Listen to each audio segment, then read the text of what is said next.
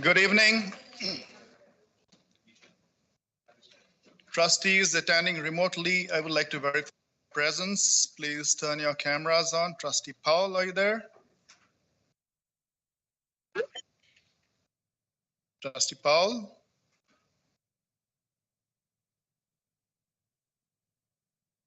Is Trustee Powell there? Trustee Kelly? Yes, hello, Chair. Okay, Trustee McGuire is not here. Trustee Chua is here. Trustee Powell, are you there?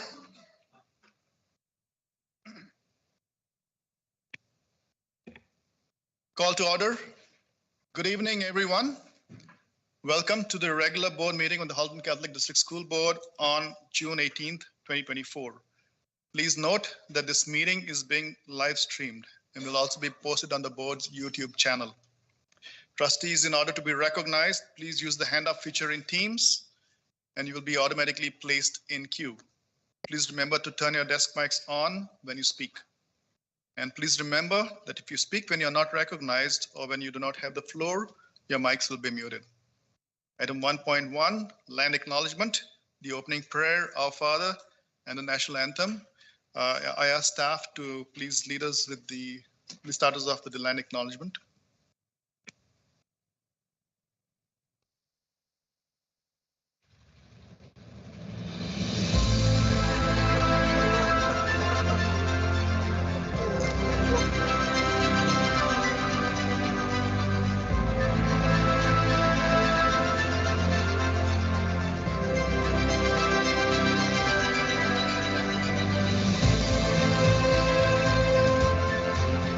Halton, as we know it today, is rich in the history and modern traditions of many First Nations and the Métis. From the lands of the Anishinaabe to the Attawandaron, the Haudenosaunee, and the Métis. These lands surrounding the Great Lakes are steeped in Indigenous history. As we gather today on these treaty lands, our Catholic social teachings call us in solidarity with our Indigenous brothers and sisters to honor and respect the four directions: lands, waters, plants, animals, and ancestors that walked before us. All these wonderful elements of creation exist, gifted to us by our Creator God. We acknowledge and thank the Mississaugas of the Credit First Nation for being stewards of this traditional territory.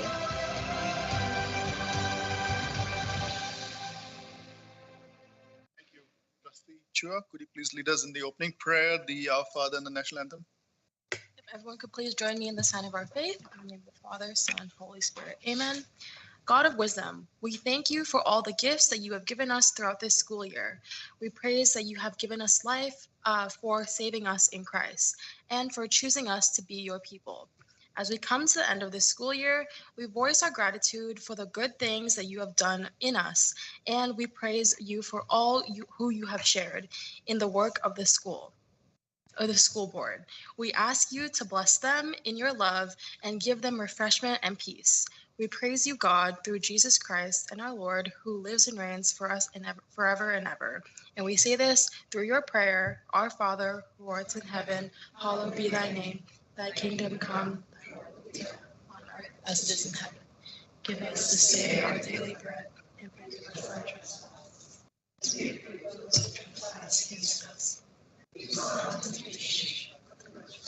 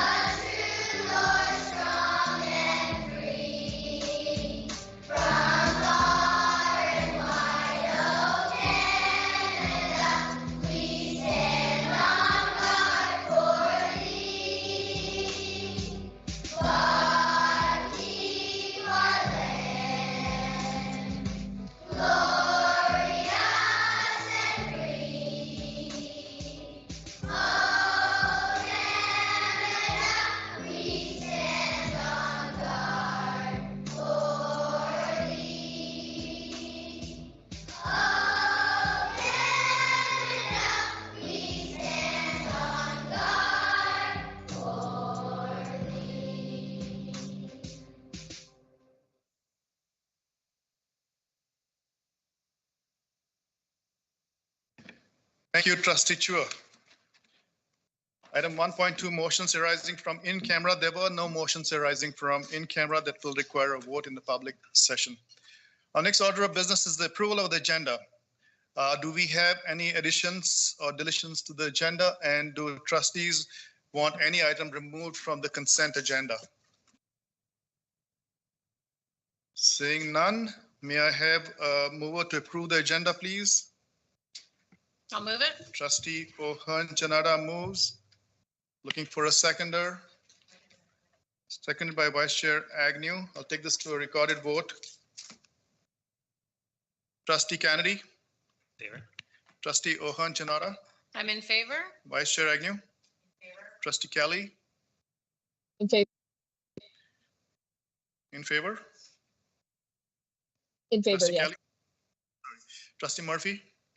In favor. Trustee Saunders. Favor. Trustee Chua. In favor. Trustee Deepu. In favor. Trustee Carabella. Favor. Trustee Powell. In favor. 8 in favor, none opposed, no abstention. Motion carries. The agenda is approved. Our next order of business is declarations of conflict of interest. Do we have any conflicts of interest to be declared tonight? Seeing none, we shall move on to our next order of business is presentations. Item number 4. 4.1, Senior Staff Update, Student Equity Symposium. Director Klein, please introduce our presentation. Thank you, Chair. I'm going to turn the microphone over to our Senior Manager of Human Rights and Equity, Ms. Jaya Raman, and she is going to lead us, along with some staff, with an update with regard to the Student Equity Symposium that took place a few weeks ago, and which was attended by, I know, more than a few trustees and went over very, very well. So I'll turn over to her right now with my gratitude. Good evening, and thank you, and through you, Mr. Chair. We're really pleased to be able to share highlights of the Student Equity Symposium, as Dr. Klein mentioned, that we had organized on the 24th of May. Although the event was, the leads were the Office of Human Rights and Equity, as well as Curriculum Services, I really want to stress that this event would not have been possible without the wholehearted support of different departments across. It was truly a wonderful way of coming together to share their expertise and make this workshop a success. So I want to begin that way. By giving credit to all those who came forward and helped out with this event. Next slide, please. So the focus of this symposium was to really bring together students who are doing the work of advancing social justice and equity in the schools to come together and build community. We know that when we do the work of equity and social justice, it requires tremendous personal energy, time, effort, and can take a toll. So we wanted to give students the opportunity to come together, meet other students across the system who are engaged in similar work, and really focus on their own well-being as well, because it's only when we take care of ourselves and re-energize ourselves are we able to do the work. So this was an opportunity for these for students to come together. We did offer 6 different workshops, again, through the contributions and volunteer time of Curriculum Services, Spec Ed Services, and our own the Office of Human Rights and Equity as well. If you see to the right, you can see the schedule. It was a half-day workshop, and when students came after the welcome, they could pick 2 workshops each from the offering of 6 workshops. So they were able to attend 1, and then the breakout session 2 was their second choice. And after lunch, we had an incredible student panel, and these were all former graduates of our Halton Catholic District School Board, and shout out to Trustee Kelly, who was also there. And because we wanted students to see that there is a way forward, that they can take inspiration and hope from those that have graduated in the last 3 to 4 years from our system. They were happy to come back and share. And I also want to say that, again, a big shout out to St. Thomas Aquinas, who offered their space and their able support from the principal, Kathleen Morrow, to the school staff who thought about every detail that we needed to make this event successful. Next slide, please. So we had participation from 9 secondary schools and 160 students had registered for the symposium. And the students were those that were both formally engaged in different allyship, equity, social justice clubs, but also those students who may not be part of specific formal clubs, but were committed to the work of social justice and equity and had done the work. And I'm going to hand over to Amanda Gonzalez to talk a little bit more about how we were made sure that those who participated truly, that it was inclusive of everybody. Thank you so much, Sita. So we wanted to be really intentional with ensuring that this invite went out to all students. So we shared the information. Can you speak in the mic? Staff. You have a mic? We shared the information with staff advisors of allyship, equity, social justice groups, as well as affinity spaces. We also shared the information with administrators who were able to disseminate that information to staff who are teaching social justice clubs, social justice classes, leadership classes. And then we were also able to connect with special education, specifically our CERTs, to ensure that the invite went out to all students.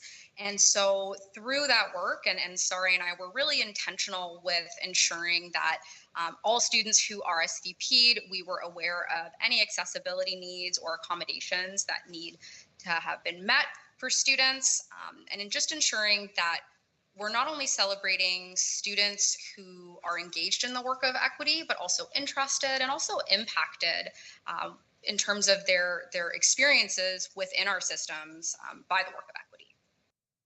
Go to the next slide.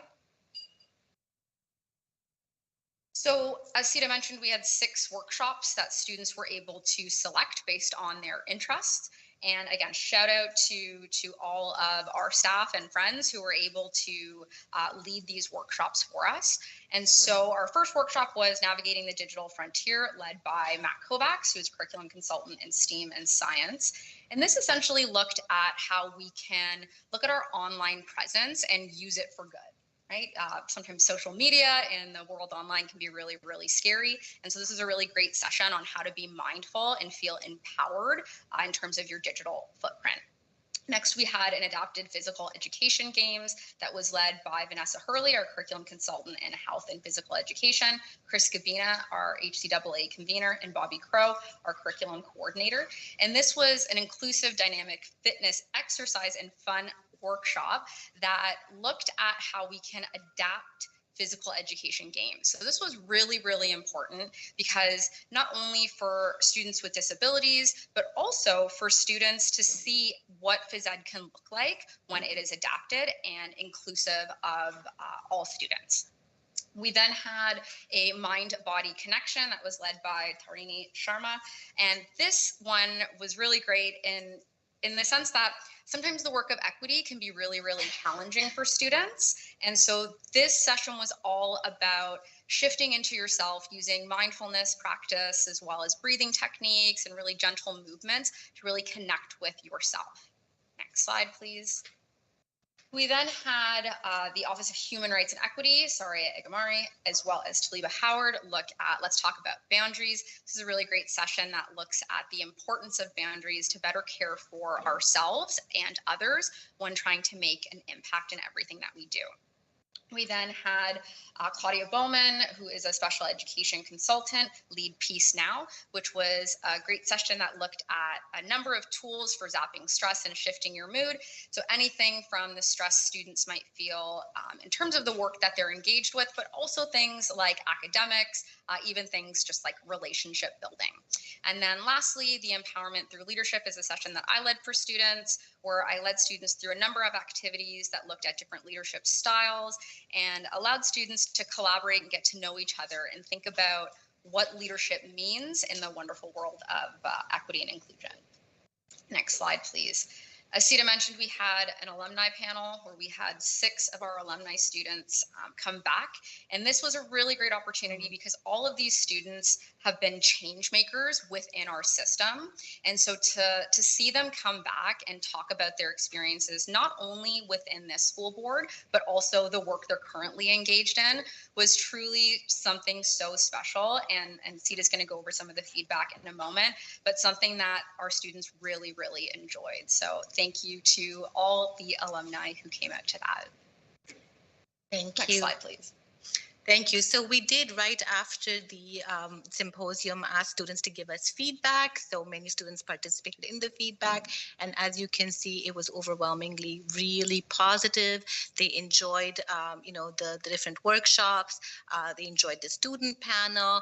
And what really stood out to me, was when one of the participants said that they deserved to be on the panel and made me feel like I could be there eventually too. And that's really what we were hoping for, that student would see others who've graduated and be inspired to continue, because sometimes one feels that, it's really hard work. Will I see the efforts come to fruition? And there they saw examples of those. They talked about the engagement and encouragement, participating, and we talked about building community. So they got to meet other members from other schools who are also doing similar work, and the ability to have really important conversations. And we were asked them to rate the workshop and what they liked. So we got a 4.36 out of 5, which I think is a good indication of how the workshop was received. Next slide, please. One more. So again, I want to wrap up with a really heartfelt gratitude.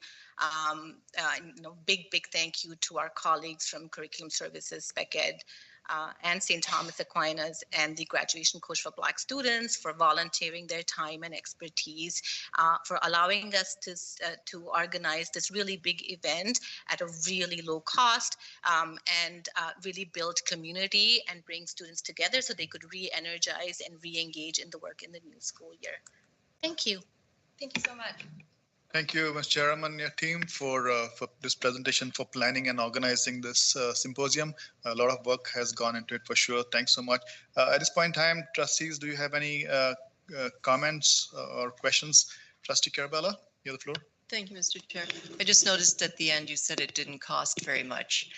So I wanted to know what was the final cost, and where do you take your budget from to put on this workshops? Do you take it, from the clubs, from the school budget, or how do you cover the cost?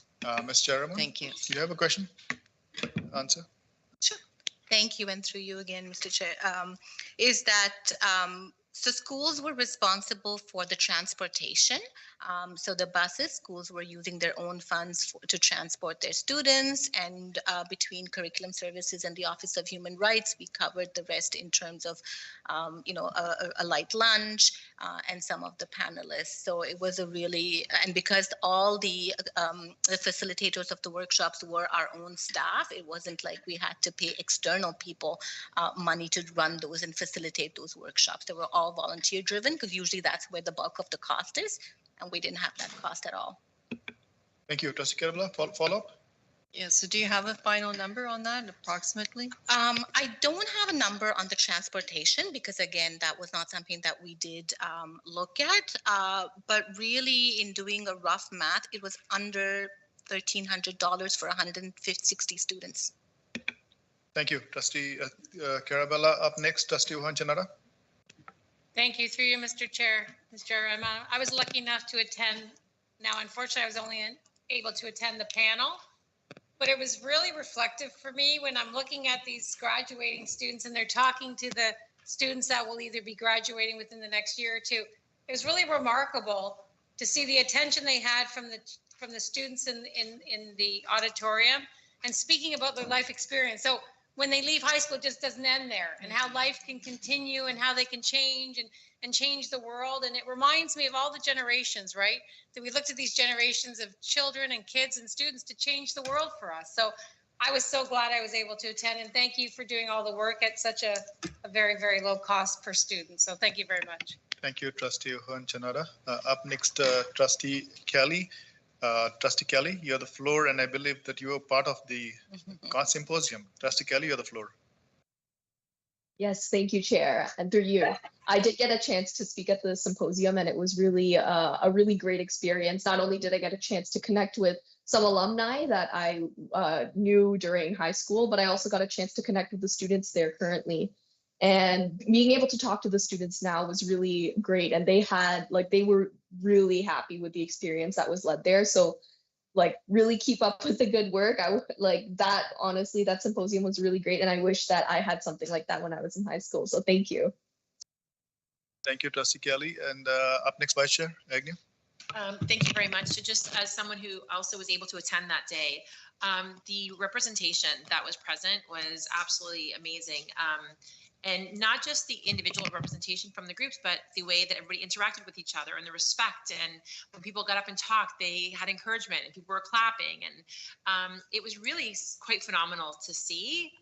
Again, just to see the visual representation of everybody that was there, but then to see them, the way they interacted. And to Trustee Ahern-Renata's point, I think a lot of the time we have students who come from marginalized communities or may have certain identifications who don't see the future beyond. And they did speak very openly about some of the negative experiences that they had in their school environment and in their school experiences, and how they didn't want to let that shape.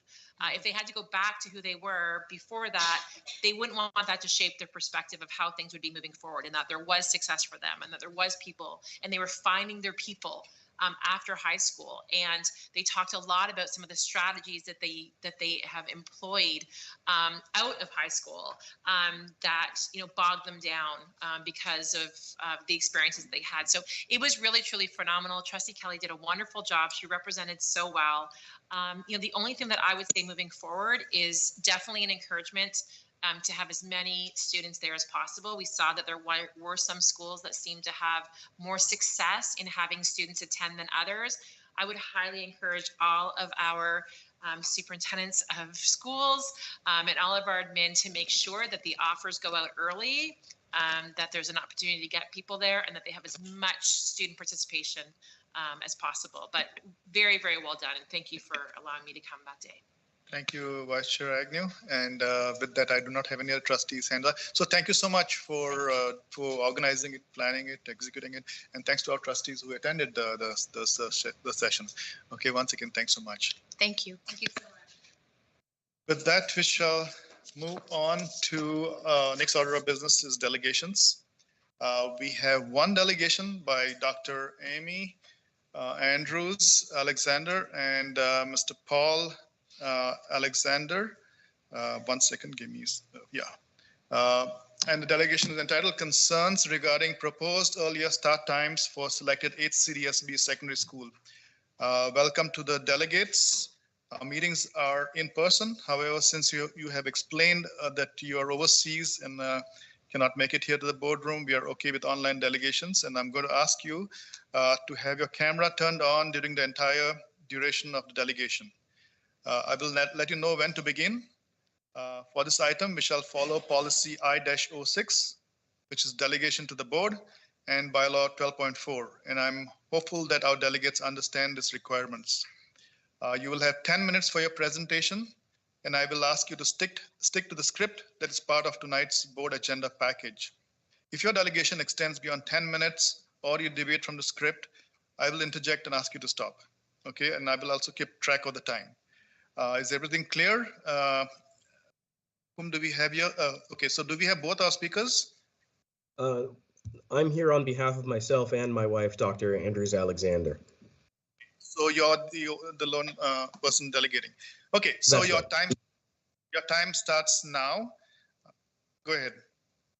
Thank you for this opportunity to present this delegation to the board on the topic of high school start times in HCDSB. We are Dr. Amy Andrews Alexander and Paul Alexander. We're parents of a grade 9 student at HCDSB. Dr. Andrews Alexander is also a physician and a Canadian Armed Forces veteran who specializes in mental health with a master's degree in public health promotion. I, Paul Alexander, am a criminal defense barrister with a background in commerce whose family has lived and worked in Oakville since 1986. We have serious evidence-based concerns about HCDSB's recent decision to change the instructional start time to 8 a.m. for the 2024 to 2025 school year for some schools. Requests. 1A, we request that the HCDSB postpone the decision to change the start time of the instructional day at selected schools to 8 a.m. in order to allow more parent-guardian consultation and consideration of the medical evidence on the topic. If this is not possible, in order to accommodate the longer school day, we request a school start at the current time and an end of day past 3 p.m. for the evidence-based reasons outlined below. 1B, failing this, we request that HCDSB articulate a specific plan for tracking the academic, mental, and physical health outcomes of this decision for impacted students, so that data can be gathered regarding the outcomes of this decision. Doing so will allow us to revisit, reflect, and potentially change this decision for the 2025-26 school year, should the evidence demonstrate declines in any of these academic or developmental outcomes. 2, we request that HCDSB reorganize school start times across the board to allow for elementary schools to start earlier than middle and secondary schools. Although a more complicated choice, such a move would be more in line with established evidence regarding the health and academic benefits of a later school start time for adolescents, and evidence demonstrating minimal negative impacts of an earlier school start time on the health and performance of elementary students. Indeed, such a flip in start times for elementary and secondary schools would benefit many families in the board by reducing before care costs for younger students, while benefiting adolescents and continuing to capitalize on busing and traffic efficiencies. 3, we also request feedback on the following questions. 1, what consideration was given to evidence about the health impacts of earlier high school start times? 2, will plans for an earlier start time be paused to allow the school and board to consider the evidence of negative health and academic outcomes? 3, if the plans for an earlier start time must proceed, what students' performance and health measures will be monitored to measure and assess the impact of this change throughout the 24-25 school year? 4, if the school intends to proceed with earlier start times, what accommodations will be offered to students whose mental health will be adversely affected or who need to start school later for medical reasons? 5, how many HCDSB students will be affected by this change to an 8 a.m. start time? 6, how many HCDSB students might be inconvenienced by a later school end time past 3 p.m. due to postponed extracurriculars? And finally, 7, how many HCDSB students are identified as having developmental and/or mental health challenges such as depression, anxiety, insomnia, autism spectrum diagnoses, or developmental delay, and who will be likely adversely affected by an earlier school start time? The situation. This decision was made with minimal stakeholder consultation and consideration of medical evidence. From the emails sent by the school and the HCDSB regular board meeting minutes of May 21st, 2024, it is apparent that this decision was made via the Catholic School Council, Halton Student Transportation Services, and Business Services of HCDSB with some earlier consultation. It appears that neither parents, guardians, students, nor health experts were consulted on this matter. It also appears that the substantial body of psychological and medical evidence cited by leading psychological, pediatric, and sleep medicine associations on this topic was not considered. As detailed below, the American Psychological Association, the Society of Behavioral Medicine, the American Academy of Pediatrics, and the American Academy of Sleep Medicine all recommend that high schools should start at 8:30 a.m. or later in order to support adolescent physical and mental health and academic outcomes. Affected families were advised of the change via email only on May 27, 2024, via email with follow-up information provided at the end of the month. The background. 1, there is a biological and physiological basis supporting the call for later secondary school start times. According to the American Psychological Association, a teen's tendency to experience delayed phase preference for their sleep has biological and physiological roots. The sleep-wake cycle is governed by both the homeostatic drive for sleep, process S, and the circadian rhythm, process C. Process S builds during wakefulness and makes you feel tired. This process weakens during adolescence. Process C helps the body determine when the right time for sleep is. It naturally shifts later during adolescence. This is called delayed phase preference. Process S and process C heavily influence mood and learning abilities. While they're interconnected, fixing an issue with one does not mean that an issue with the other will be resolved. That is, simply going to bed earlier does not necessarily make someone less tired in the early morning hours. The AASM states, in puberty, a natural shift occurs in the timing of the body's internal circadian clock, causing most teens to have a biological preference for a late-night bedtime.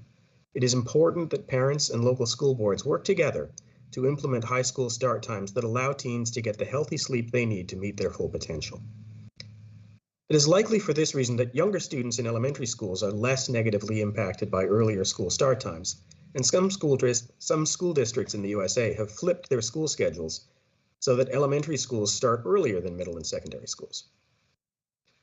2, earlier secondary school start times are associated with worse student physical and mental health and worse academic performance. Research shows that earlier high school start times are correlated with negative impacts on high school student academic performance. The impact on middle school students appears to be present but less deleterious.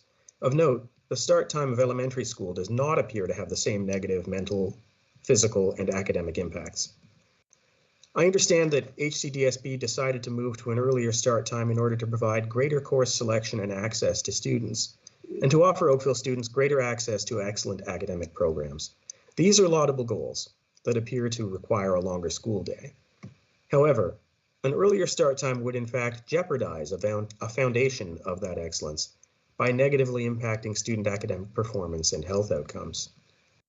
According to the American Psychological Association, high school start times of 8:30 a.m. and later lead to increased attendance rates, decrease in disciplinary action, decrease in student-involved car accidents, increase in student GPA, increase in state assessment scores, increase in college admissions test scores, increase in student attention, decrease in student sleeping during instruction, and increase in quality of student-family interaction. Surely these are outcomes we can all get behind and work towards. School start times have a long and documented history of negative effects on adolescent physical health, mental health, and academic performance, according to the American Academy of Pediatrics and the Society of Behavioral Medicine. These organizations recommend that school should not start before 8:30 a.m. for middle and high school students. Both the Mayo Clinic and the American Academy of Sleep Medicine, AASM, recommend that concerned parents work with local school districts to advocate for later start times in order to support the changing adolescent physiology. The American Academy of Pediatrics strongly supports the efforts of school districts to optimize sleep in students and urges high schools and middle schools to aim for start times that allow students the opportunity to achieve optimal levels of sleep, 8.5 to 9.5 hours, and to improve physical, e.g. reduced obesity risk, and mental, e.g. lower rates of depression, health, safety, for example, drowsy driving crashes, academic performance, and quality of life. A recent meta-analysis of 28 studies involving over 1.7 million students found that changing a school's start time to between 8:30 and 8:59 a.m. from an earlier time resulted in statistically significant improvement in the aggregate developmental outcomes, longer sleep duration, and less sleepiness in high school students. In this study, developmental outcomes were defined by achievement, academic performance, mental health, well-being, or health in the studies included in the analysis. 3, there is not enough evidence to establish the claim that postponing after-school extracurricular activities by 30 minutes to accommodate a small subset of HCDSB students is a sufficient reason to support an earlier school start time. Whereas there is 2 decades of strong medical evidence showing that earlier secondary school start times will negatively impact the mental and physical health and academic performance of the majority of HCDSB students affected by this change. 4, despite the busing and organizational challenges of a later end to the school day, American economists suggest that delayed school start times have a substantial benefit to cost ratio of 9-to-1. In a recent Brookings Institute report, economists have suggested that delaying school start times would have a substantial benefit cost to ratio of 9.9-to-1. This finding is based on a conservative estimate of both costs per student, $0 to $1,950, largely related to transportation. I'll have to interject. Your time is up. Thanks so much for your delegation. Thank you very much for your time. For the remainder, if anyone is interested, I'll refer you to the last 2 pages of our presentation that are included in the agenda package. Thank you. Thank you very much for your presentation. We shall continue with this. Trustees may now ask 2 questions each for clarification purposes only, based on presentation. Once again, trustees, it's based on the presentation, not what is not in the presentation. So you have a total of 3 minutes, which includes the responses. And so with this, I shall now open up the floor to trustees to ask questions. You have 2 questions and 3 minutes. Trustee Saunders, you have your hand up and you can ask your questions one after the other, okay? Trustee Saunders, you have the floor. Great. Thank you very much for your presentation. I really appreciate the information that you provided. Found it very informative and appreciate you coming here and making it. I think it's very important for us to know this. So thank you very much. My pleasure. Thank you for hearing from me. And trustees, I will thank the delegate at the end of it. There's no need for anybody to thank the delegate, and please ask your questions. Okay, so let's use the time for asking your questions. Trustee Murphy, go ahead. You have the floor. Thank you, Mr. Chair, and through you. Thank you for your delegation. It was very informative. I'm wondering if you could clarify for me, or even just answer. You mentioned delayed phase preference, and I'm just wondering what is that window, the years during which there's that delayed phase preference, if you don't mind. Thank you. Mr. Alexander, go ahead. Thank you. That's a good question. I don't know the exact years. I know that its onset is in during the adolescent years, but I don't know exactly from which year to which year. But it tends to affect middle schoolers to a lesser degree than high schoolers. High schoolers are most greatly impacted by it. And the evidence seems to suggest that people in the younger grades before middle school, there is not as much of an association at all. Trustee Murphy. Great, thank you. I didn't know that, so that's great information. Appreciate it. Thank you. Up next, Trustee Ohan Chanara.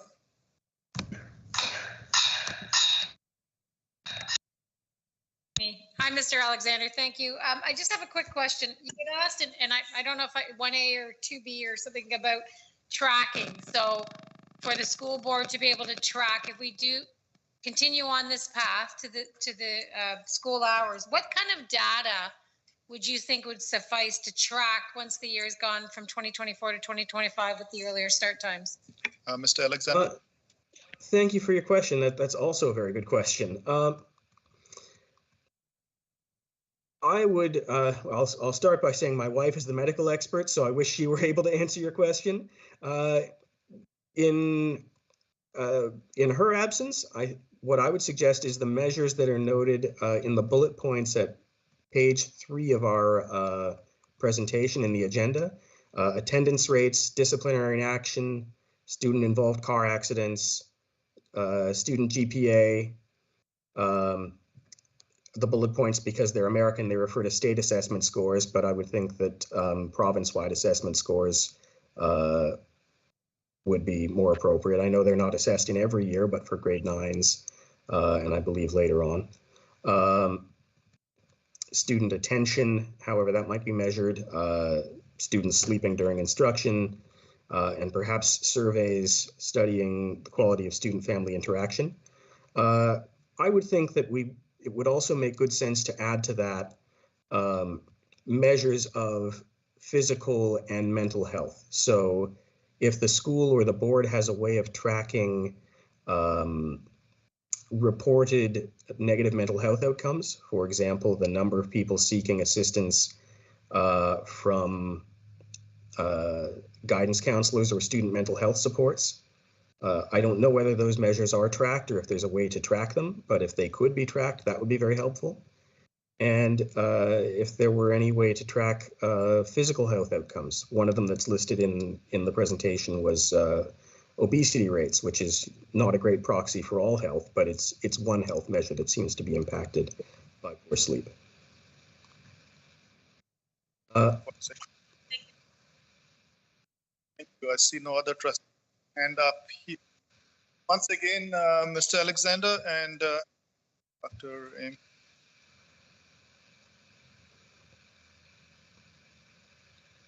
I'm sorry, your audio cut out in mid-sentence. I wasn't sure if you're still speaking. Sorry, I'm still speaking. So thank you so much for this presentation and coming to this Board of Trustees and delegating to this Board of Trustees. It's really appreciated. Thanks very much for your attention. And we appreciate the opportunity to do it virtually as well. We're overseas in England right now, so we weren't able to be there in person. If you wish to stay on, you can stay on. Otherwise, feel free to leave. So trustees, as per our procedural bylaws, delegations automatically will be received as information unless the motion comes forward to refer the matter to a committee or a request for a staff report. I believe Trustee Carabella has mentioned something to me. Trustee Yes. Carabella? Thank you, Mr. Chair. I did submit a request for a report or a motion to put a report to answer the questions of the delegation, their concerns. And I know we've received some other open question submissions, and that could be included in the report as well. Thank you, Trustee Carabella. The motion is up on the screen. Take a look at it and let me know if that's accurate.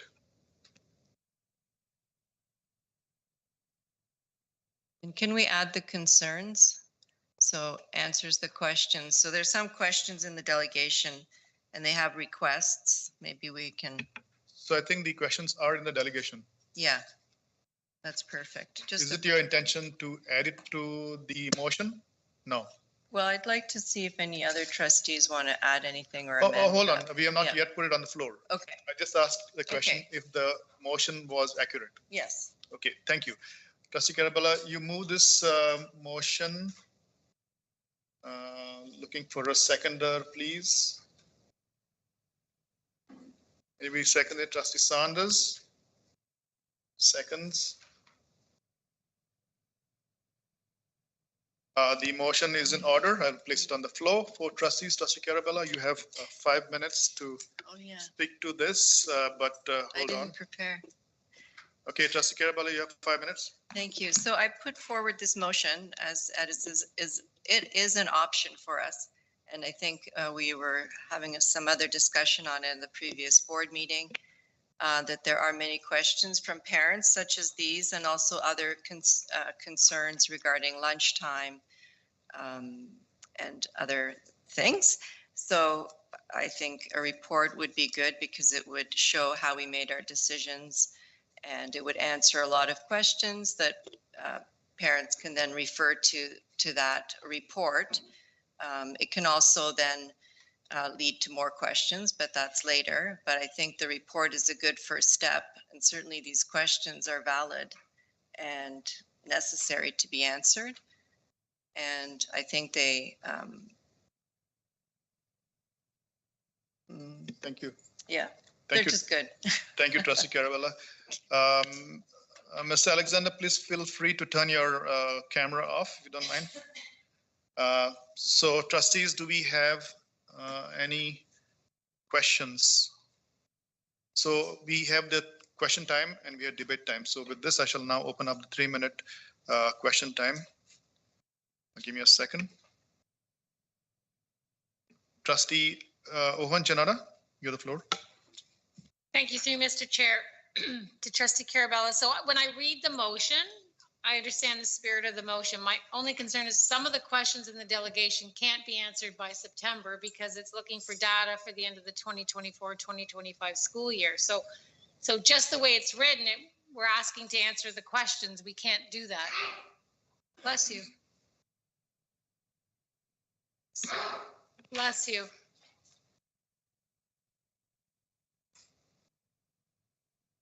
So Trustee Ohan Janada? Yes, Mr. Chair. So that was a comment only, or no? It's a question to Trustee Carabella. Just the way it's written, Trustee Carabella, we can't answer. At least one of the questions was my previous one about the data because we haven't even run through the school year. Trustee Carabella? Yeah. You want to respond? I noticed that actually, as you were asking that question, that could be something that can come up later on, or we could even add it to this motion that we make a plan for the data collection. But I think sort of like a first step would be to have a report on the questions. So we could say that a report be brought forward to the first board meeting in September that answers the questions of this delegation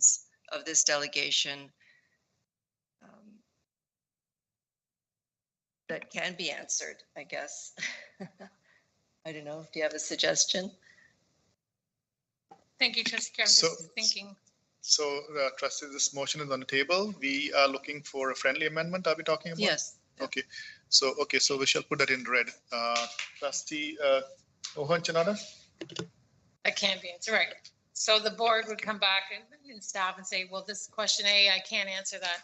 Okay. It's a moot, right? It's a moot point. Trustee Murphy, you had put your hand up regarding the same item, right? Yes, I just wanted to make a suggestion that that perhaps add something about, so it would say answer the questions of this delegation, as well as provide a plan to track outcomes if possible, or I don't know what you think about that, Trustee Carabella. Back to Trustee Carabella. But sorry, whether that be through like maybe feedback from stakeholders or something, you know? I'll leave it with Trustee Carabella because this is originated from you. It's a friendly amendment. And so Trustee Carabella, I don't know what you have to answer to that. I'd be happy with that. Adding a plan to a plan doesn't mean that just a possible plan.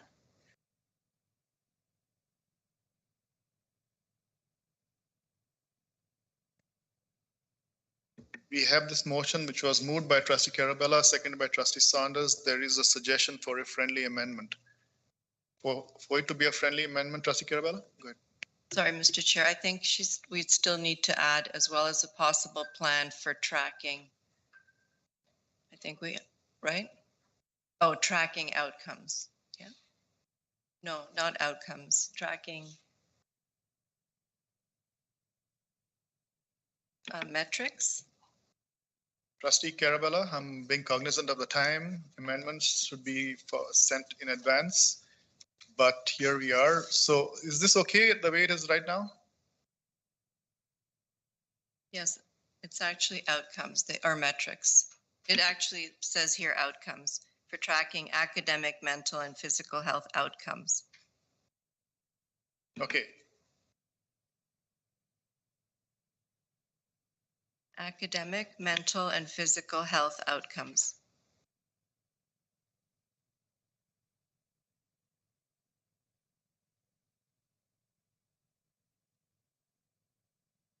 So Trustee Carabella has moved the motion, seconded by Trustee Saunders. There is a request for a friendly amendment.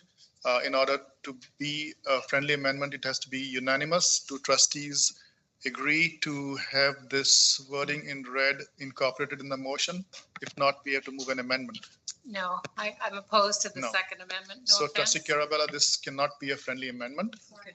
So we have the original motion, which was moved and seconded by Trustee Saunders. We can have an amendment to the motion. So we cannot have a friendly motion. Right, so you're taking out everything that's red or a possible plan for tracking? Everything in red will have to go out as an amendment and come back as an amendment. Sorry, through you, Mr. Chair. So my disagreement with that was the second portion in red, not the first. I don't know if that makes a difference, but that can't be answered. I'm okay with that. So let's go back to Trustee Carabella. There seems to be some agreement with the first part. That can be answered, a possible plan of tracking academic, mental, and that can be answered. Is this correct, Trustee Ohonchanada? Adding that, Okay. that just clarifies to me the motion. And I'm speaking So this for seems to myself. have some unanimous consent. Trustee Carabella, are you okay with that? Yes. Okay, all trustees okay with that? Trustees online, are you okay with this changes? I am, yeah. Powell. Yes. Okay. So since we have unanimous consent, this will now be the main motion. Okay, which was moved by Trustee Carabella, seconded by Trustee Saunders. Trustee Ohonchanada, you have spoken to, you had a question, it was answered. Do we have any appetite for debate? Do I get a follow-up? Sure, go ahead. I guess my follow-up is through you, Director Klein. Looking at the report, what kind of time and cost would be involved in getting this report? As cost is very... Director Klein? Yeah, through you, Chair. Just looking at the motion as it is.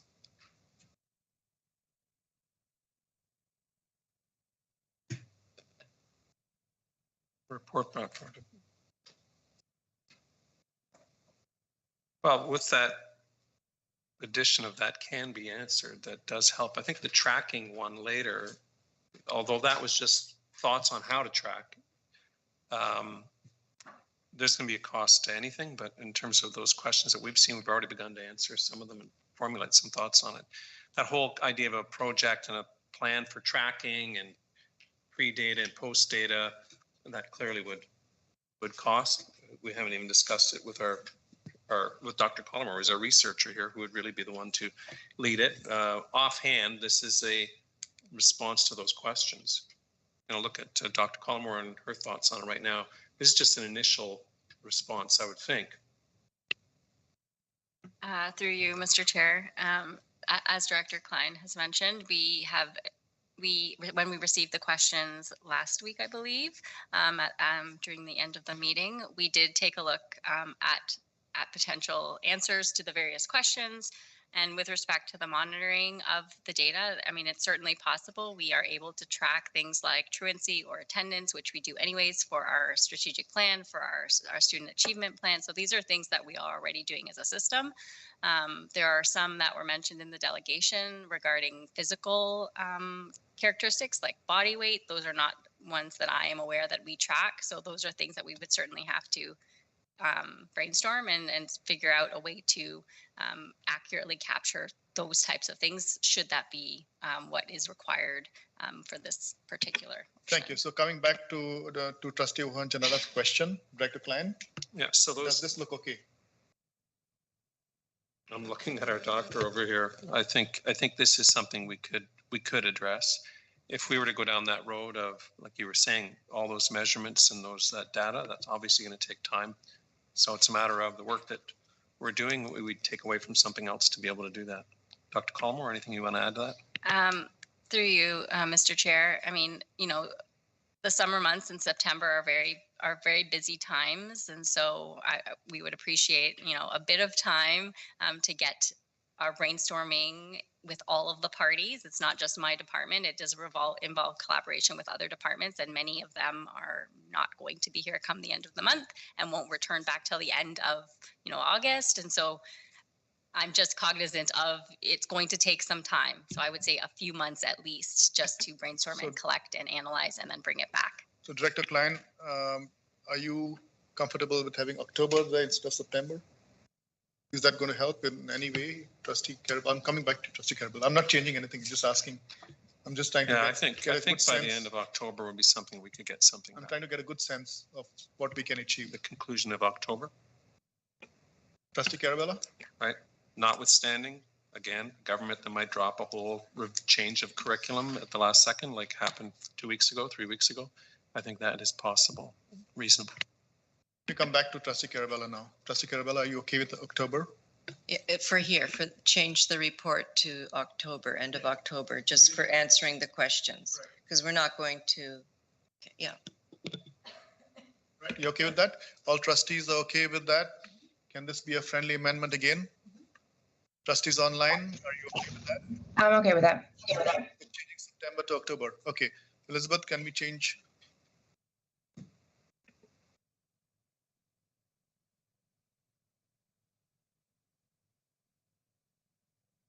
Okay, so we have the updated motion on screen right now.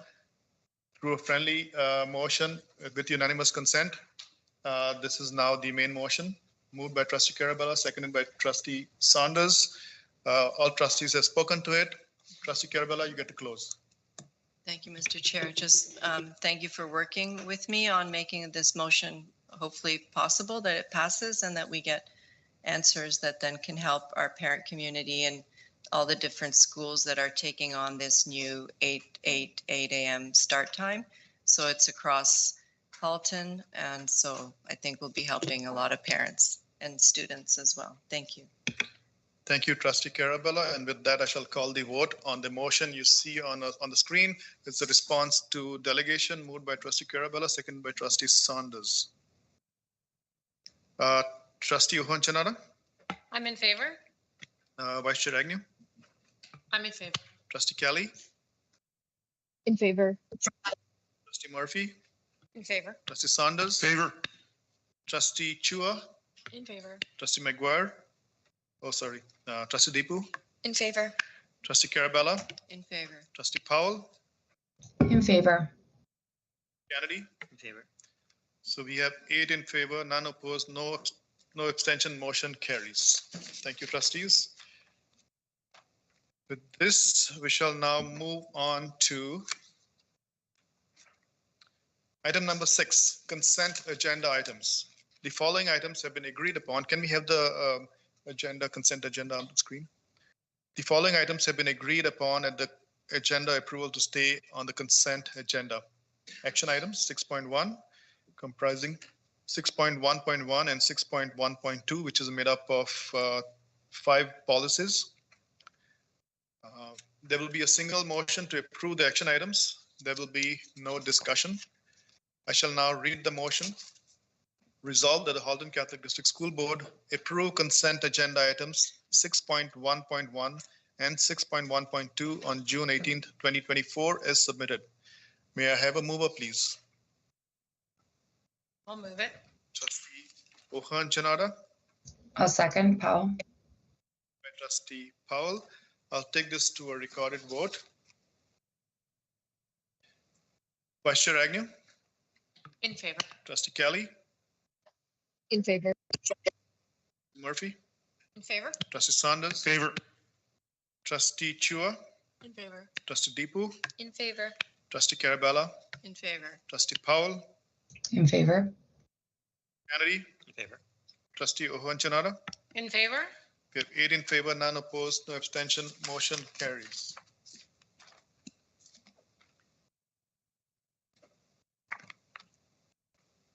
We shall skip over approval of the minutes, business arising, and move on to our next order of business is action items. Item number 9. We have one action item. The mover of the action item will have 5 minutes to open discussion. We will have then question period of 3 minutes and then debate time of 3 minutes. The mover will have 5 minutes, 3 minutes to close discussion. Item 9.1, trustee contribution to Toonies for tuition 2024-25 and 2026. This was a notice of motion at the June 4th board meeting and is now an action item. We have multiple trustees who have brought this motion forward. However, only one trustee will be the main mover and open and close discussions. All movers can answer the questions if required. Trustee Ohan Janada or Trustee Powell? Trustee Powell. Trustee Powell, you'll be the main mover of this motion. Can you please read the motion? For sure. The following notice of motion was shared at the June 4th, 2024 regular board meeting, whereas many families in Canada need to pay tuition to attend their local Catholic schools, whereas the CCSTA, Canadian Catholic School Trustee Association Charitable Foundation, alleviates the financial burden on Catholic families who live in a province where Catholic education has limited or no public funding through the CCSTA. Whereas Toonies for Tuition, the official campaign for the CCSTA Endowment Fund, is fundraising for this worthwhile initiative. Be it resolved that HCDSB trustees continue to demonstrate their commitment to supporting all student success by contributing $100 from their monthly honorarium for the months of September in 2024, 2025, and 2026. These monies are to be forwarded to the CCSTA Toonies for Tuition Fund as a trustee contribution, along with any other funds raised. Thank you, Trustee Powell. Trustee Powell moves the motion. May I have a seconder, please? I'll second it. Actually, Trustee Ohan Janada, you moved. Look for another seconder. Seconded by Vice Chair Agnew. Trustee Powell, you have 5 minutes to open discussion. Your time starts now. Thank you. I just had this open. Here we go. Okay, so I just wanted to give a little bit of background on this. The Canadian Catholic School Trustee Association, the CCSTA, is the organization that promotes excellence in Catholic education throughout Canada. They represent 7 provincial and territorial Catholic School Trustee Associations in Canada. And in turn, these associations represent over 90 Catholic school boards, educating more than 850,000 students in almost 2,000 schools. In 2005, CCSTA established a charitable foundation to assist students in Catholic schools with their tuition costs in provinces with limited or no public funding. Currently, only Ontario, Alberta, Saskatchewan, Yukon, and the Northwest Territories receive full public funding for Catholic schools. Manitoba and British Columbia receive partial funding of 50%, and Quebec, New Brunswick, Nova Scotia, PEI, Newfoundland, and Nunavut do not receive any government funding for their Catholic schools. So this foundation is meant to alleviate the financial burden on Catholic families, as we said in the motion, who live in one of these provinces or territories. And in many places in Canada, local tuition donations and fundraising are their only financial source. Two Needs for Tuition is the official campaign for this the CCSTA Endowment Fund, and is asking for your help in fundraising to help alleviate this cost. In it's not the last year, but over 600 student requests have been received by CCSTA, amounting to over $1.25 million. Since 2005, CCSTA has distributed over $360,000 in tuition assistance, but every year the requests go up. So we want to help. We want to walk the walk and not just the talk. At the CCSTA convention a few weeks ago, Trustee O'Hearn-Shanata and I, as well as the others that were there, met trustees from the Southern Francophone region in Calgary who shared an initiative that they passed in June of 2022. They donated a portion of their honorarium to Two Needs for Tuition and have seen an incredible positive ripple effect in their communities continuing. In order to encourage our community and to walk the talk, as well as to support Catholic education in the other provinces, we are asking, Trustee O'Hearn-Shanata and I are proposing that our fellow trustees contribute $100 from our honorarium each September beginning this year until our term ends at the end of 2026. That's all I got. Thank you. Thank you, Trustee Powell. With that, I shall open up question time. No amendments during this time. Then I shall open up debate. We will take any amendments if required. Trustee Murphy, you have a question? Yes. Just okay, one second. Hold on 1 second. Let me just keep. Okay, go ahead. Thank you. And through you, Mr. Chair, to Trustee Powell. It says that be it resolved that the HCDSB trustees continue to demonstrate their commitment to supporting. So is there currently, or has there been in the recent past, a contribution such as this, or is this a new thing? Trustee Powell, would you like to answer? Or Trustee O'Hearn-Shanata, anyone can answer this question. I believe it's a new thing for Two Needs for Tuition. We haven't done that. Am I correct? Have we done something similar in the past to our trustees that have been here a few years? Pass this to Trustee O'Hearn-Shanata. Thank you. Through you, Mr. Chair. I can answer that, Trustee Murphy. It's really just to say our commitment to supporting all students' success. It's like a blanket. It's not Two Needs for Tuition, but our commitment to supporting all students for success in any province in Canada. Trustee Murphy, questions? Go ahead. Yeah, you have 3 minutes. Okay, thank you, Mr. Chair, and through you. Just curious about what percentage of this goes directly to tuition for the students? Trustee O'Hearn-Shanata or Trustee O'Hearn-Shanata? Do you have the numbers? Yeah, it was, hold on, how will I know? We do get donation, you do get a tax receipt for it, so it is a certified charity. My understanding, and when I was looking into it, my understanding is that that's the reason that they created this. Within their organization is that I believe most of the proceeds go to it, if not all, but I can certainly double check that. Trustee O'Hearn-Shanata? Yeah, I don't have a lawyer beside me. They'll be on the phone, but I believe it's 100% of that goes to Two Needs for Tuition. Yeah. Thank you. Trustee Murphy? That's everything for now. Thanks. Thank you. Up next is Trustee Saunders. You have the floor. Yeah, thank you. I think it's a good charity, but the way this reads, it sounds like it's going to compel us to make a donation. I think it should be more voluntary. Trustee, is it it's a question or is it debate? Yeah, the question is, did you mean that we would be compelled to do this, or is this supposed to be more of a voluntary thing? Trustee O'Hearn-Shanata? I can answer that. Trustee Saunders, it's a meaning to compel and to us to be the start of making donations at our board. So yes, this motion as written is to compel everyone to donate $100 in September of every year, 100%. Trustee Okay, Saunders? sorry, have you done any kind of background to see if this is actually legal? Because I think the Canada Labor Code, Part 2, Section 70 speaks against it. I don't think it's actually legal to compel people. I think it would be better if it was actually voluntary. Thank you for that information, Trustee Saunders. I don't have the legal code right in front of me, so if you're willing to put forth an amendment, I think we've had some discussions on emails about an amendment, so instead of throwing the code at me, maybe just put your amendment forward. Right now it's question time, so no amendments, please. Trustee Saunders, go ahead. Next question. Fine, thank you. And Thank you. Sorry, Mr. Chair, may I just counteract that too, is that we do know other boards have done this in different provinces. So this isn't just coming out of the blue, or we didn't pull this out of the air. We are actually copying in other boards, but we like the idea so much and just thought the positive effect in the community really says a lot. Thank you, Trustee Powell. I'm aware that trustees in other provinces are doing this as well. Yeah. So thank you. Any further questions, trustees? If not, Trustee Carabella, you have the floor. Yes, I would ask the question, is there any other charity that in other board, or that you learned from the CCSTA that asks money to be compelled? You know, like, is there any, like, do we do that for any of our other charities at our board? Like when we have lots of very good charities that happen at our board.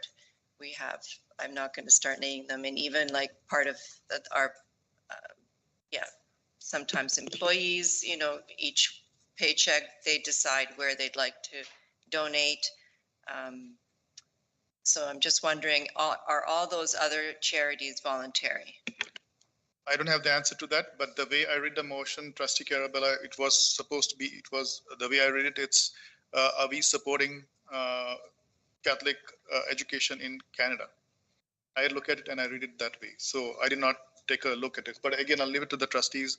Trustee Ohanjanara, do you have any idea, or Trustee Powell? Do I have any idea as for what? So I'm just going to speak, and you really can't ask me the spirit, but I'm going to tell you anyways. So the spirit of this motion is just to go out there and say, we want to support Toonies for tuition. We haven't done it in my term. This is 6 years. The word compel has been used multiple times. And yes, did I answer compelling? This is an opportunity to it.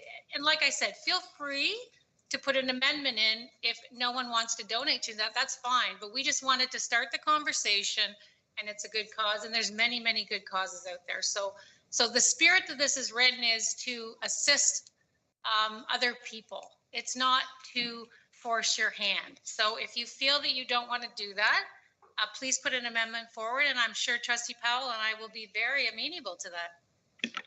Thank you. Trustee Carabella, any further questions? Okay. So we have finished question time. We shall now open 3 minutes of debate. Trustees, do we have question? Do you want to debate, or do you want to put an amendment at this point? Trustee Carabella, you have the floor. Thank you, Mr. Chair. So I would like to make an amendment. I did submit my amendment, and the amendment is, yes, there it is. What's in red, that HCDSB trustees continue to demonstrate their commitment to supporting all students' success by considering to contribute $100 from their monthly honorarium for the months of September 2024, 2025, 2026, and be sent a reminder each September. Thank you, Trustee Carabella. This is an amendment. Trustee Carabella moves the amendment. May I ask for a seconder, please? I'll second that. Trustee Murphy seconds. Trustee Carabella, you have 5 minutes to open discussion. Thank you, Mr. Chair. I would just say that I think it has to be voluntary. I think it's a good cause, and I think this will raise awareness in our board. Maybe there's other things we can do to promote the Toonies for tuition. I have seen it come across in emails, so I am aware of it. And I think just that it has to be voluntary. Also, I don't know if it passes and some of us don't want to contribute. It's not that we don't think it's important or that we don't demonstrate a commitment to supporting student success. It's just the principle of making a donation should be that it's voluntary. That's all. So I'm saying there that we consider to contribute and that we also be sent a reminder, which is always helpful. So I ask my trustees to consider that it's not taking away the spirit of something very good, but it's making it in principle, it should be of our own free will that we donate. Thank you. Thank you, Trustee Carabella. So with that, I shall open up the floor for questions. Sorry? Yes, 1 minute. No questions, then we shall move on to debate on this. With this, we have Trustee Murphy, you have the floor. Thank you, Mr. Chair, and through you. I would like to start by saying I think this is a great cause, and I'm not against a donation to this. I think it's great. I would consider it myself as part of my annual donations. I will not be voting in, I would vote in favor of the amendment, but without it, I wouldn't, because I do think that we should all be given the opportunity to take the time to consider the way our earned money is donated. So that's just my 2 cents. Thank you.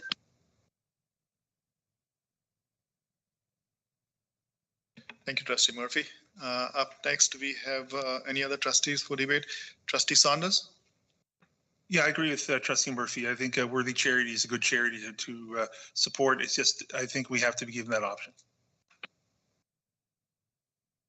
Any other trustees wish to speak? If not, Trustee Carabella, you have 3 minutes to close. Thank you. I don't need to say anything else. Thank you very much. Thank you, Trustee Carabella. With that, we shall close question period debate, and I shall take it to a recorded vote.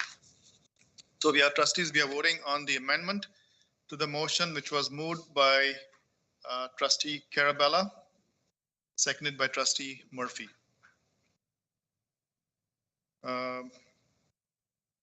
Trustee Kelly? Opposed. Trustee Murphy? Just to clarify, we're voting on the red Yeah, amendment, correct? yeah, we are in amendment 1. Okay, in favor. Trustee Saunders? In favor. Trustee Chua? Opposed. Trustee Deepu? Opposed. Trustee Carabella? In favor. Trustee Powell? Opposed. Kennedy? Favor. Trustee Ohonchanara? In favor. Vice Chair Agnew?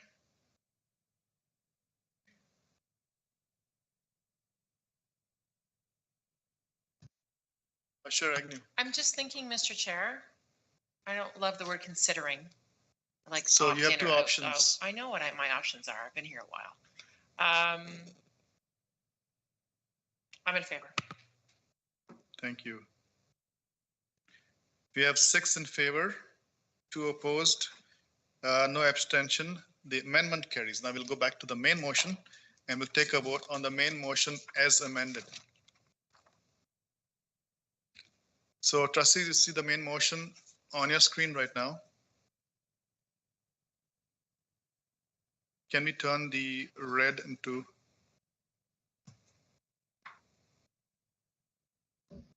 So, excuse me, Mr. Chair. Yes. So the amendment has passed, Trustee Powell. The words that you saw in red are now incorporated into the main motion. Okay. Shall now vote on the main motion as amended. So we're going to put up the motion on the screen in a second.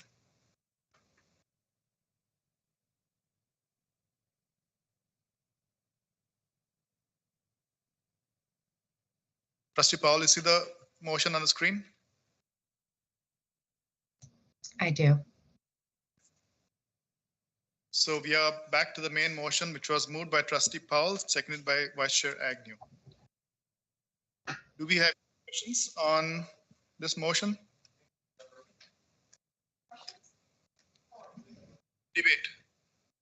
We did questions on this. There's no debate. Sorry. If there's no further questions or debate, Trustee Powell, you get to close. You have 3 minutes. Okay. Sorry, through you, Mr. Chair, I guess to my fellow trustees, I have no problem with putting in there the volunteer or opt-in. It's the word considering to contribute. I feel like that just sort of pushes it to the side, and that was not our intention of this. It was to promote it because we are one of the provinces that does have full funding for our Catholic schools. And there are a lot of people out there that are struggling right now, and this is a sacrifice to attend a Catholic school. So yeah, we do want to kind of get the movement going because we have been doing Toonies for tuition in our board for a number of years. It was just, I think the wording of considering to contribute, but you know what, if we're all in agreement with opting in, I'm okay with that. You have the choice to opt in or opt out. We're not forcing you to give up your money. We're not taking it out of your account. It was more just to look at what the movement is and how we can help other provinces that don't have the funding that we do. So, that's all. Thank you, Trustee Powell. With that, we shall take a vote on the main motion, which was moved by Trustee Powell, seconded by Trustee Vice Chair Agnew. And this is the amended motion. Trustee Murphy? In favor. Trustee Saunders? Favor. Trustee Chua? In favor. Trustee Deepu? In favor. Trustee Carabella? In favor. Trustee Powell? I'm in favor. Kennedy? In favor. Vice Chair Agnew? In favor. Trustee Kelly?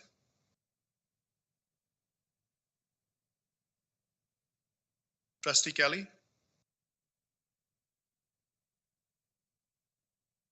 Trustee Kelly? We shall move on. We have 7 in favor. With 7 in favor, none opposed, no abstention. Motion carries.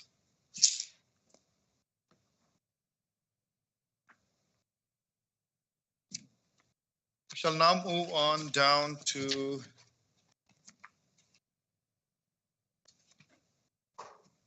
staff reports. Item number 10, 10.1, 2024-25 budget estimates. Superintendent Lofts, please present your report.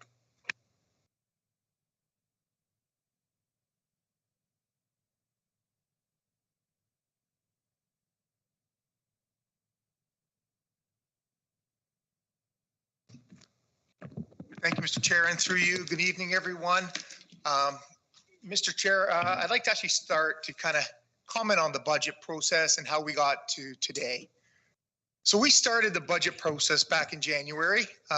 It's been a standing item on our weekly administrative council meetings, which are the meetings we have with all senior staff. Soon, in addition to discussing at our senior admin meetings, we started having separate budget meetings again with senior staff. Then the finance team set up some subcommittees, such as a principal and vice principal working group. The finance team also met with all departments, examining future needs and whether items allocated in the past are still needed. So this was essentially working from a zero-based budgeting perspective. So having done all this work and with some significant budget variables still outstanding related around Bill 124, this draft budget presented tonight represents a fiscally responsible, prudent, and measured response while still advancing the multi-year strategic plan of the board. Having said this, if funding shortfalls continue, HCDSB will face serious challenges in serving our community's needs in the future. So having said that, Mr. Chair, Adam Cross, our Senior Manager of Financial Services, and I would like to walk through a draft budget presentation for everyone. So I'll start off and then Adam will kind of take over a bit and I'll come back again. So we just want to look at the budget challenges, enrollment, our 24-25 revenue and expenses, the board's financial position, and any ministry compliance. So budget challenges. So enrollment, as we know, enrollment's always a challenge in a few ways. Challenge in that we don't necessarily know now what we're going to have in the fall. but our staffing decisions are being made right now as we speak. So there is always that flux in enrollment that's a concern for every board in the province. As we've kind of heard in the media, there's actually a new funding model. It's very similar, though, to the previous funding model in the sense that all items that were funded in the previous model are still in the existing model. Just some of the mapping and such has changed, and some of the explanations and other items have changed as well. So with the new funding model, we're still the lowest funded board in the province, obviously leading to budget pressures and limited flexibility with investments to be addressed. So most new revenue we're going to see tonight goes to Bill 124, or the collective agreements or collective agreement obligations that we have as a result of the adjustments to Bill 124 or from Bill 124. So boards are required to estimate benchmarks and the impact of Bill 124 right now, but we won't know what the benchmarks are until August. So the ministry has given us some planning documents to help us with that, but that planning document is essentially very limited. It's one number, doesn't tell us how it's derived. We really need to wait until we get those benchmarks in August to really see what our position is, which we will then bring back to board with revised estimates. Okay, yeah, I missed the vote. I'll just keep going. Also, another problem we have is other programs that we have that are funded from different levels of government or other governments in itself relating to Bill 124 adjustments. So Bill 124 goes back a number of years. We have some federal programs that we need to pay our employees, whether they're currently at the board or not at the board. We need to pay them their adjustments. But right now we haven't secured the funding for those adjustments. So right now it's falling on the board to make those adjustments. So inflation is continuing to increase. So per Bank of Canada, 1 year is about 2.7%, but only non-staffing school operation benchmarks have been increased by 2%. So this has had a cumulative impact on all boards as the increase in this area continues to lag the actual inflation amount. So for the last number of years, we've seen inflation higher than that 2%. And as we've discussed before, certain areas of our budget are not adjusted with that 2%. That 2% is really relating just to the school operation benchmarks and not to other benchmarks from items such as classroom supplies, computers, and things like that. Hence my next comment. Boards do not receive, this is important too, we don't receive a catch-up. So each year that we lose that funding we're falling further and further behind due to inflation. So there's no catch-up. We might be hearing, oh, it's 2.7%, that's roughly 2%, so it's a good number. It's not, because we've had a number of years, going back to, I think, 2018-19, inflation is over 20%. And we're just getting the 2%, or some years we got 4% for that area. But the point is, it's not across the board. It's only in certain areas relating to school operations. Costs for employee absenteeism continues to lag behind funding, and it continues to rise. And there's also an increasing level of complex and cognitive related illnesses. Things like mental health, concussions, those type of increased complex illnesses. Replacement costs, special ed needs, unexpected events, so cyber events, which we're all worried about, mental health infrastructure programs and pressures. These are all issues that we need to, that are a challenge to our budget, as is compliance with collective agreements, statutory benefit benchmarks. This is another large one. So there's been changes to CPP and EI. We're not funded for those changes, and that's a direct impact to the board. Expenses that we didn't have 5 years ago that we now have. And there's always the potential for claims that are not subject to statute of limitations. So enrollment. So good news, our enrollment is going up. Our secondary enrollment is projected to be higher. Year over year, we're projected to be higher. Elementary, though, is still not increased. It's still in a declining mode. And our next slide is probably a good one that we have. So this is kind of more of a graphic representation of our change in enrollment. So you can see that kindergarten, we're down about 23 students. So if there's anything to be, I don't know, excited is the right word, but optimistic, I guess might be a better word, is that our enrollment in kindergarten, so that's JK and SK, is stabilizing a bit. So we're now down 23 students year over year. So it's at least not going significantly down. So that's some positive. The 146 down in grade 1 and 2 is some of the loss we've seen in JKSK over the last number of years flowing into grade 1 and 2 in the primary grades. Grade 4 to 8 down about the 33 or so students. And then you can see the big increase in secondary right now is up about 400 or so students. So a net as a board, we're up about 200 or so students, expectation year over year change. So I'm going to hand it over to Adam. I will move the mic over, Mr. Chair. I'll just shuffle.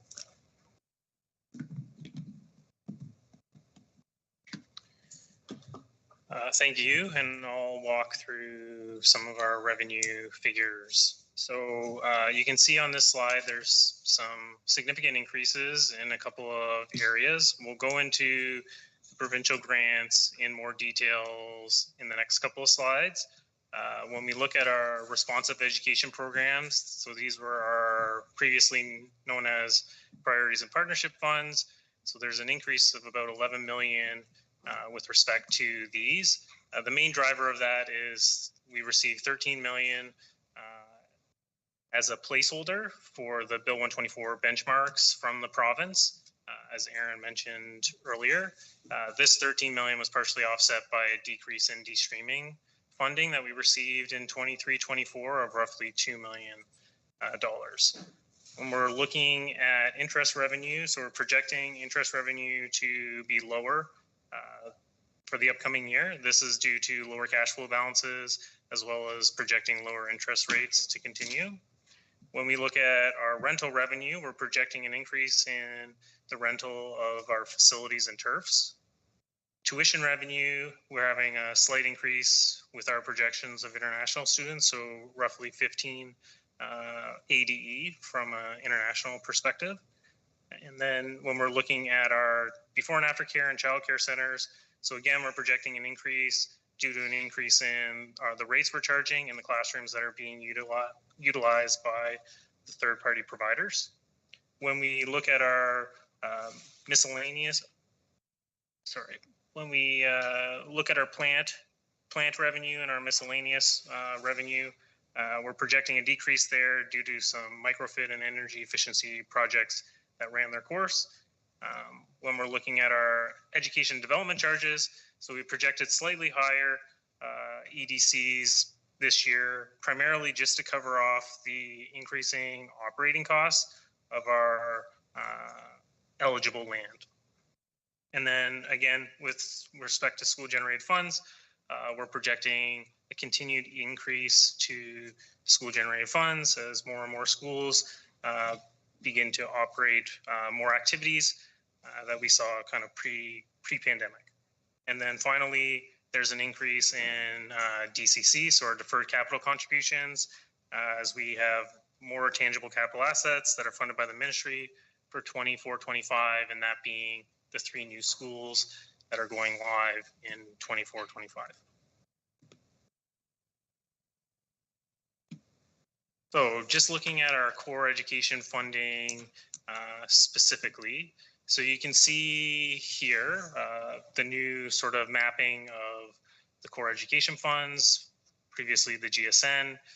So there's a few components, 7 of them in fact. The first one being classroom staffing fund. So the main drivers of the staffing classroom fund are the per pupil allocation. And as we showed on a previous slide, with the increase in projected enrollment, there's an increase in our per pupil allocation.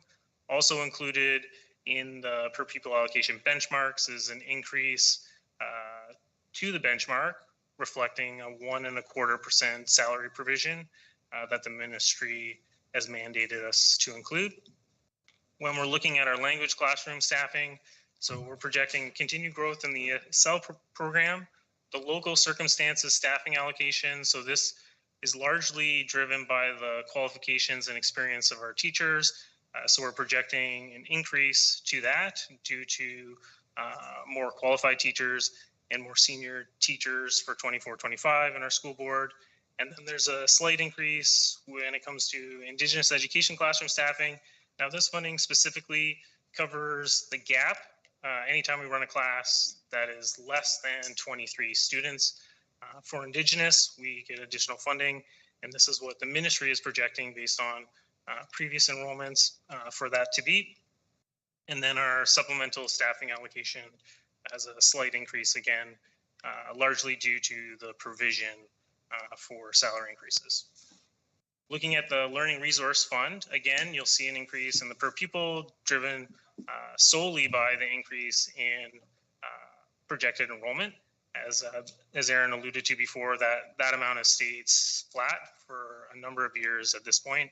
Again, the language supports continuing on from the staffing part of it, showing an increase due to ESL and Indigenous education allocation. So the main difference here is that 23-24 revised estimates, we deferred a portion of our Indigenous education funding. So Indigenous education funding, as you know, is envelope, so we can spend it only on Indigenous education. And so we were projecting not to spend the full amount last year. That's why there's a decrease to that funding being reflected here.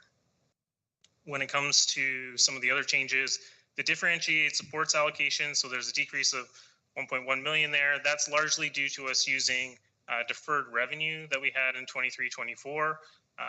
We aren't utilizing that for 24-25. And then school management allocation. So the majority of this increase is driven by the 3 additional principals for the 3 new schools, as well as an increase to the secretarial benchmark, and then an increase in secretarial staffing due to the 3 new schools as well.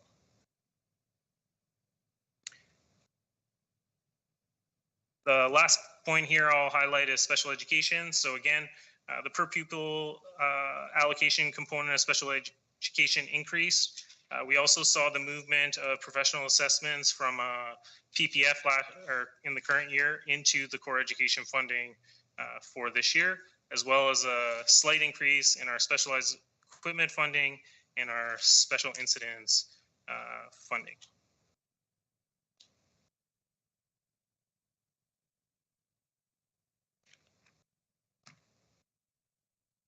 So some of the other changes, so there's a decrease in our debt charges allocation. This is largely due to short-term interest on our capital projects, our schools that we're building in the current year, as well as a reduced principal in our long-term debt of 13 million for the upcoming year. So that reduces our interest as well. You'll notice here, the only thing that did get discontinued from the previous GSN was the Safe and Clean School supplement of 300,000. And then when we look at our capital grants or school renewal and our temporary accommodations has decreased, that's largely due to us utilizing less of school renewal for operating costs in 24-25 compared to 22-23 or 23-24, sorry. And then we're projecting fewer portable relocations in the upcoming year. This slide just highlights all the responsive education programs that we're receiving for the upcoming year. So again, you'll see the 13.1 million there for the benchmark and Bill 124 impacts. One other one to highlight is just the education staff for support for reading intervention. So that's a significant grant we're receiving in the 24-25 school year.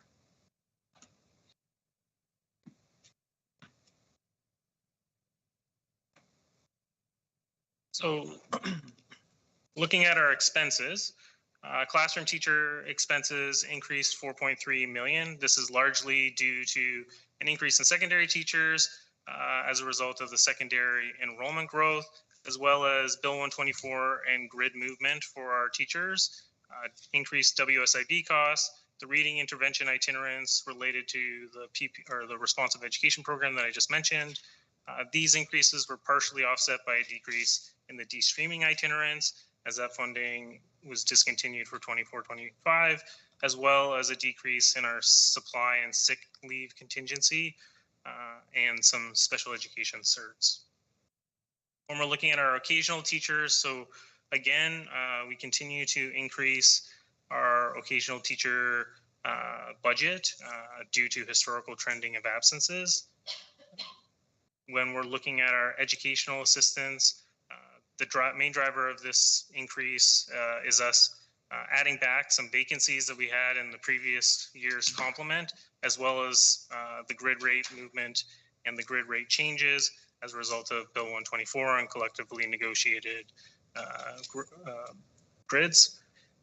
When we're looking at our ECEs, this is solely due to grid movement and Bill 124 rate changes. So we kept our ECEs static in terms of the number of them for 24-25 compared to 23-24.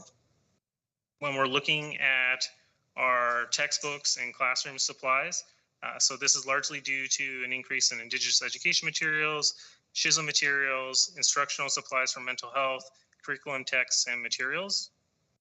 Looking at our professional, paraprofessional, and technical, so there's a slight decrease of 570,000. This is due to a reduction in fiber optic leases, wireless infrastructure, equipment repairs, and software costs.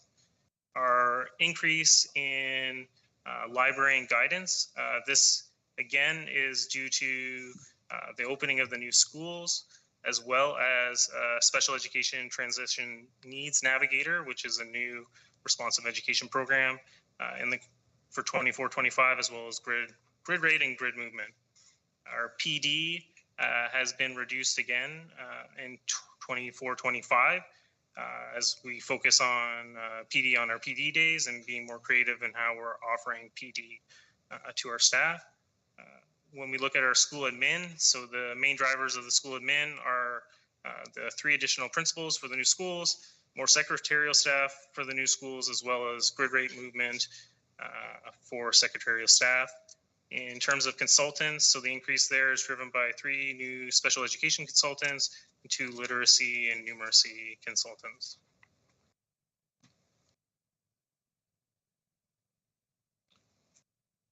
When we're looking at our board, admin, and gov, so this is primarily driven by grid movement and Bill 124, partially offset by a reduction in legal fees, the strategic plan costs that were in the 23-24 budget, as well as some temporary positions that we had in 23-24 that are not continuing in 24-25.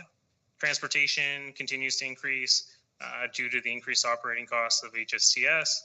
Our school ops, we saw a significant increase here, largely driven by, again, grid movement and Bill 124, an increase in utility costs, general repairs, flooring, plumbing, and painting costs, contractual costs, and insurance costs.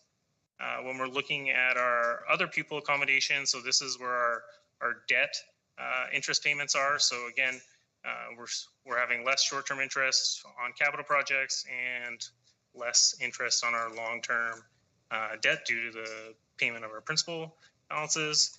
And then when it comes to the others, school generated funds, so we're matching the expenses to the revenue for a neutral impact to our budget. And similar to the revenue component, we see an increase in amortization due to additional capital assets for 24-25. So one thing too, I'd like to mention just with respect to the estimates for expenses that Adam just went through. One thing to remember is that we're comparing it to revised estimates, which we all know was a balance. We brought a balanced revised estimates to the board in December. So our comparative numbers are comparing us to those values back in December this year. So our financial position, everyone, where are we at? So we're currently at a $1.4 or so million compliant deficit, of which 622,000 or so is being used for operating from the operating reserve. And we've been through this a few times, and I'm going to bring it up again. The remaining 783 or so of the 1.4 million relates to us having to essentially pay for past approved board approved capital projects that we're using our reserve for. We set up a capital reserve in prior years for this purpose. This is us utilizing that reserve to offset our DCC well, not offers, the offset or amortization for those products or those construction projects. So we've already set that money aside. Our true operating deficit is 622,000, and the remaining 73 or so is relating to capital. And the next couple of slides will go through that. So you can see here a list of all the past board approved projects that we had and how much we were planning on using from past reserve. So you can see the remaining service life. As long as we have that remaining service life on here, we're going to have these negative impacts to the board. So for us to be balanced, we're essentially saving for that money twice, right?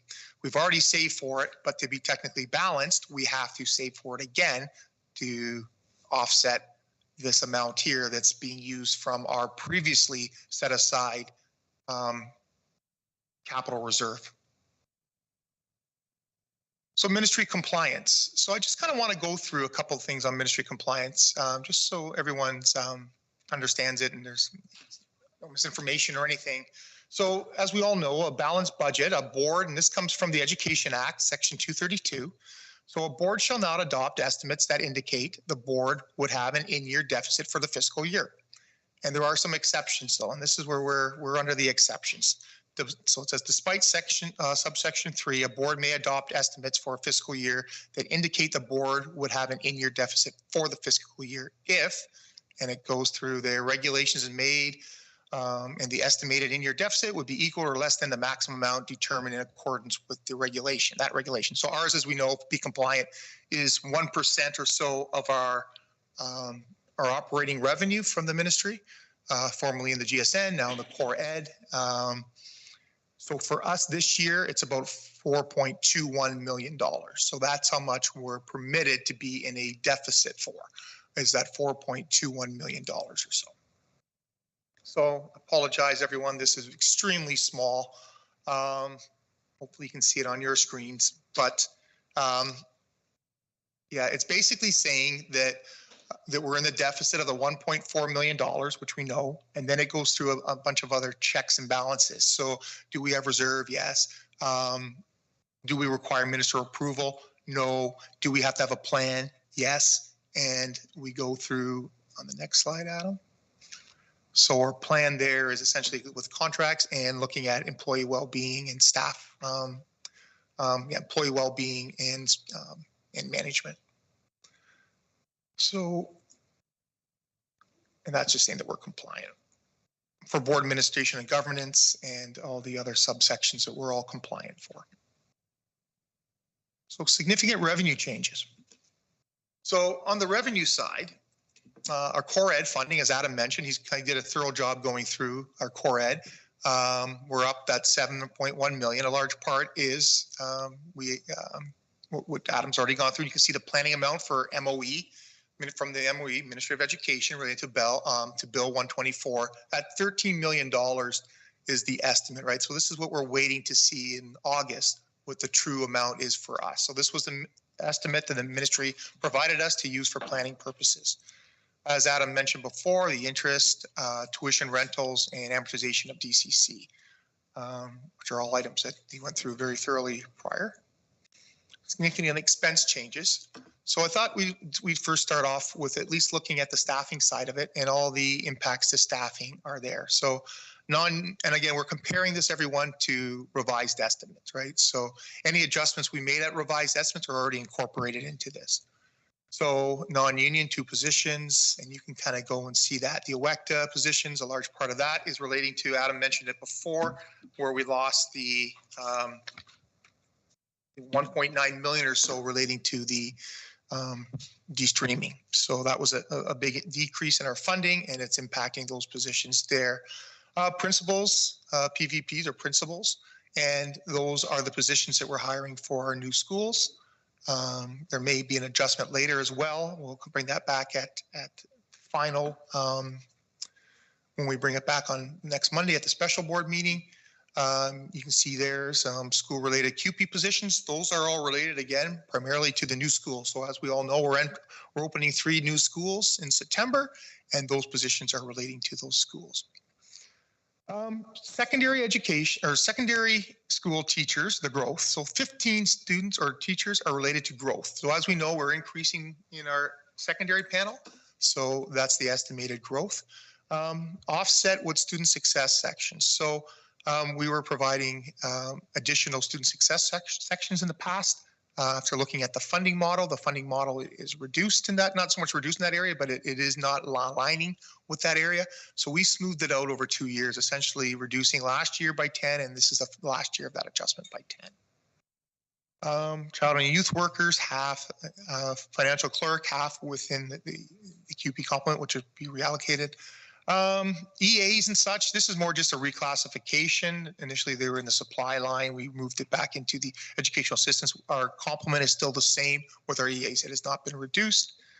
There's some other additional elective positions there that were adjusted, relating more in the spec ed line, as well as some psychologists that we've added back to our budget.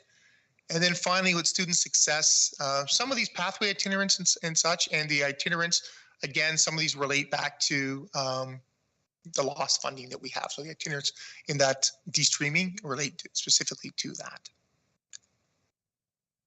So the expense reduction, so just some of the large ones, Adam's kind of done a good job going through that, but professional development, again, we're comparing this to revised estimates. So what we brought back in December to now, down about 700 or so thousand. Elementary school, so this is an important one. With some of the struggles we're having with funding and such, we tried to look at it from a way that would not impact the school. So this was the benefit of having the group put together. So at least we had other people that are in the schools to help us kind of look at it and see what areas would have at least a smaller amount. I'm not saying it won't impact, but it definitely will not have the impact that we were anticipating from before, or that we may have had before. So furniture and equipment moved to central. So that's just moving it back to central. We have less elementary students, so the need for furniture and equipment has obviously gone down. Reduced hospitality. As a board, we have reduced hospitality. So obviously there's certain situations where the schools need hospitality, things like the parent-teacher interview nights and curriculum nights and things like that. So there is definitely still some hospitality there, but not, it's been reduced overall at the boards. Reallocation of the kindergarten equipment. So as you've seen, we've seen a big drop in kindergarten over the last number of years. From that, we have a significant amount of equipment from closing a number of kindergarten classrooms.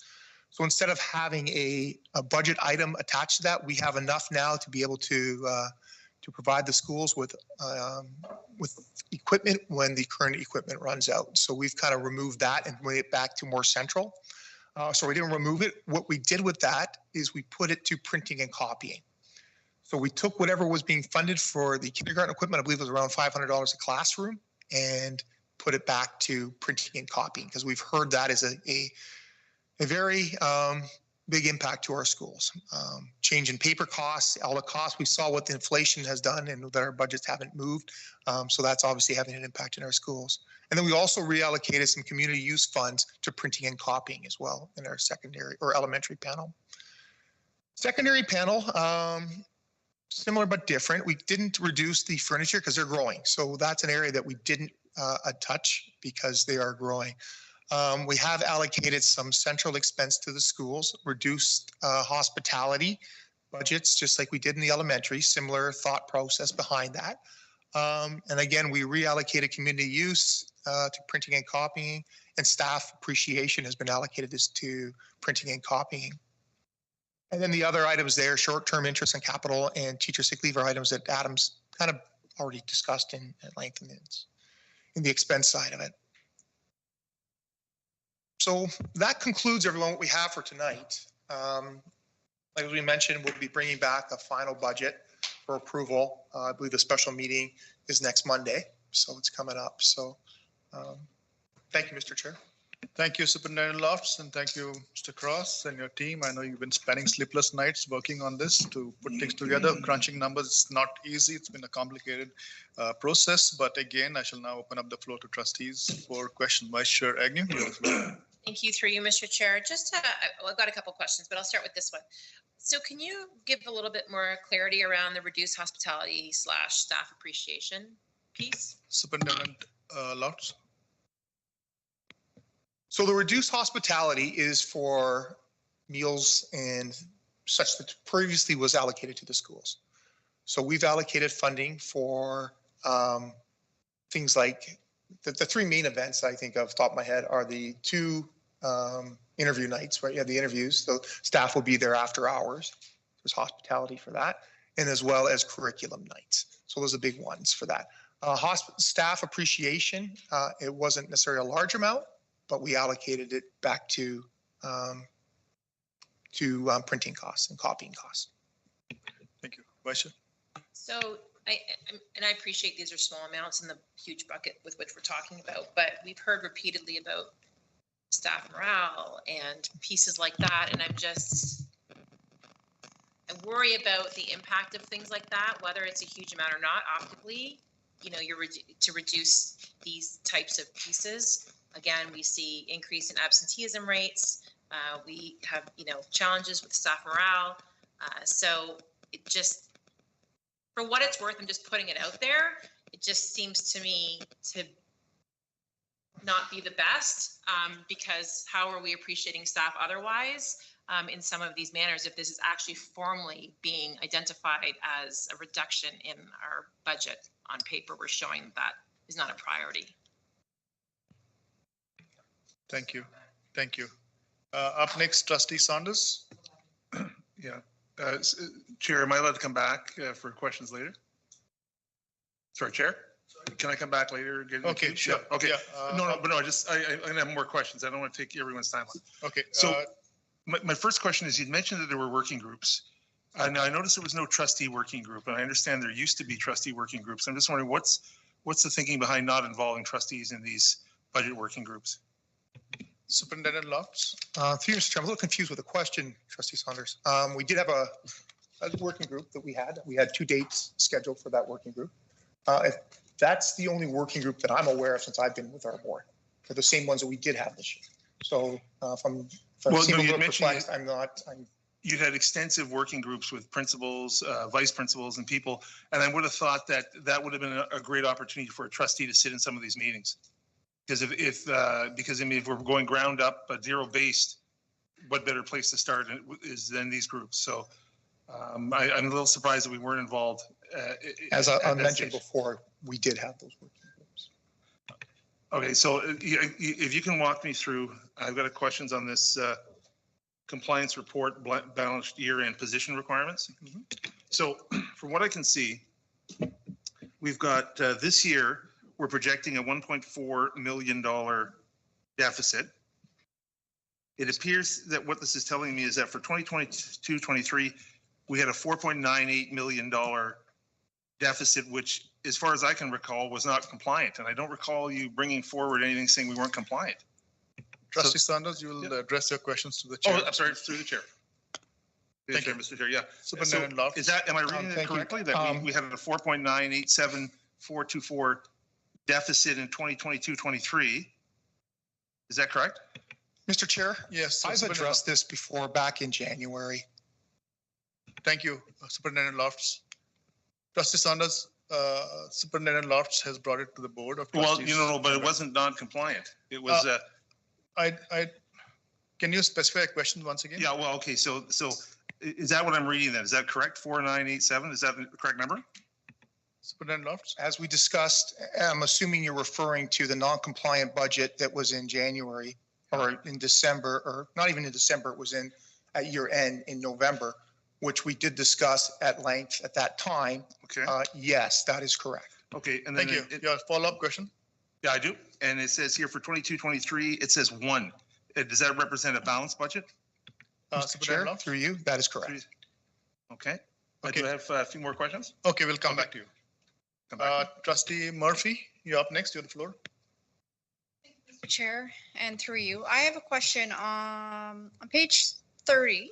There's a reference to student success sections, and it looks like we're down 10.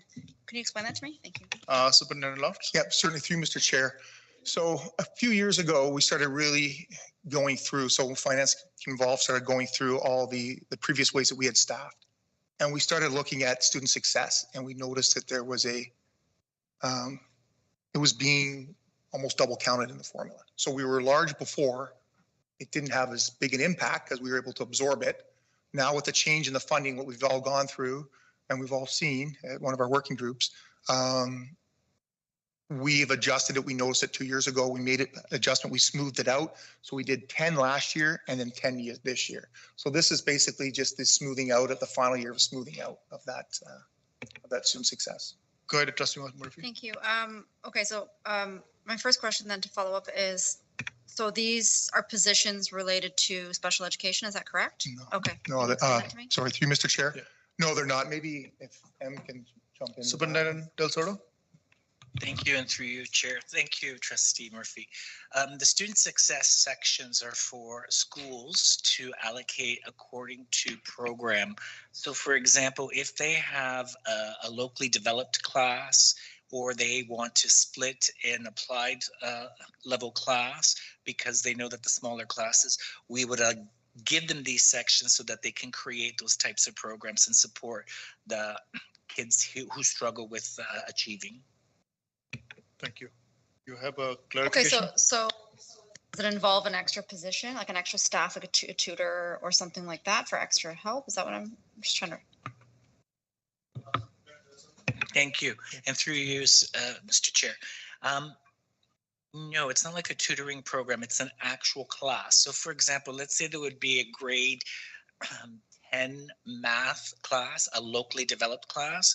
Most schools struggle to staff that because there only might be 8 students in that class. There could be 10 students in that class, and stacking it or splitting it with an applied level class, they're often 2 very different curriculums, and that's very difficult for teachers to cover. So the sections were given to schools so that schools could now program for kids who are in a locally developed program or stream or pathway. Okay. And thank you. I'll come back to you. Can I just get more clarification? Yeah. Okay. So does that mean that now instead of having, let's say, 20 of these classes, now we only have 10? Does that mean that there's more in a class, or like what does that look like logistically? Superintendent Del Sordo. Thank you, Mr. Chair, and through you. It varies on the school's needs. So it's really the principal's discretion. It's always been the principal's discretion. What we did was we said for purposeful timetabling, here are some sections to really support your vulnerable learners. So it goes to the question we asked at the very beginning, know your learners and how to program for those learners. So what's happened now is that principals no longer have those sections given to them on top of what were given to them to staff the school. Now they absorb it within the allotment given to them. Thank you. We'll come back to you, Trustee Murphy, for your questions. Up next, Trustee Owen Canada. You're not spoken. You have the floor. Thank you, through you, Mr. Chair. So I'm a glass half full kind of person, and looking at, I know we all want to come in balanced. I know that every board, every 72 boards want to come in balanced. The reality of this is, and we continue to talk about it for resolutions, we are having gaps from the ministry to our board. So if I spend $10, but I'm only given $5, I got a gap of $5. So to come out at a $1.4 million, when I know other boards are coming out at 20 million, 40 million, even if they're double our size, that'd be 2.8. Mr. Skippett, see, I know my math.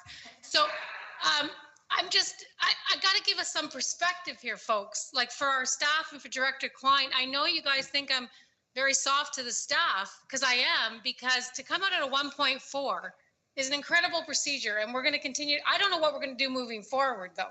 It's not balanced, but it's compliant as far as the ministry is concerned. I continue to say we're focusing on the wrong people here. We need to be focusing on the people that are giving us the funds. I don't know how else to say it, but I need my fellow trustees' support, especially as a director of OXTA, to help me push OXTA to get more funding for our board. We're the lowest funded board over and over. And I've heard it for 6 years and I still don't understand why. So I'm here to support the staff. It's not great. We want it to be balanced, but we're not 20 million. We're not 40 million. I think our staff is doing the best they can with what they're given. Thank you, Trustee Owen Canada. Up next, Trustee Kennedy.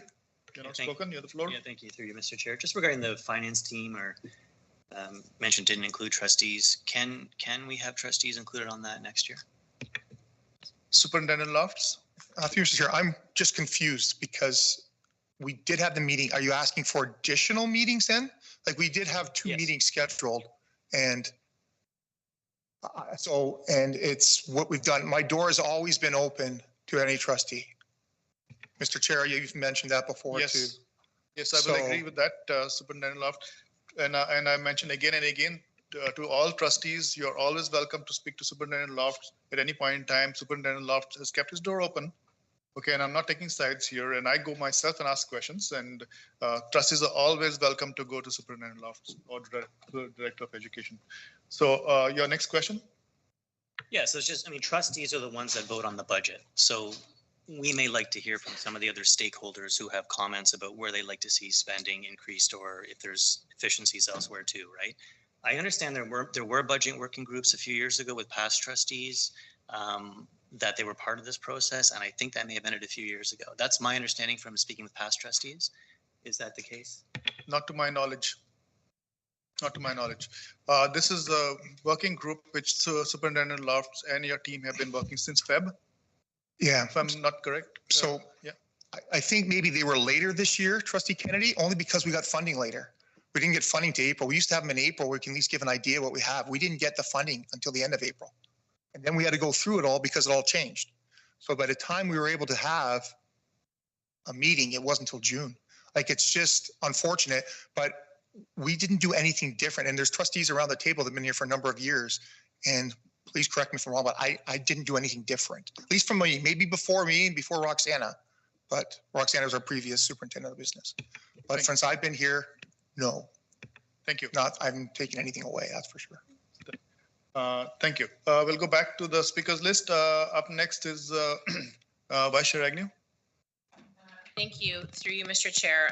And understanding, again, these are not criticism. This is me needing to understand some of these pieces because we will get asked and we will, we need to be able to ask the complicated questions, just like you need to be able to put the information and present it to us. So again, these are not criticisms. These are comments on some of the things that we're seeing. But I do have a question, not surprisingly, when I take a look at the spec ed piece from the staffing perspective.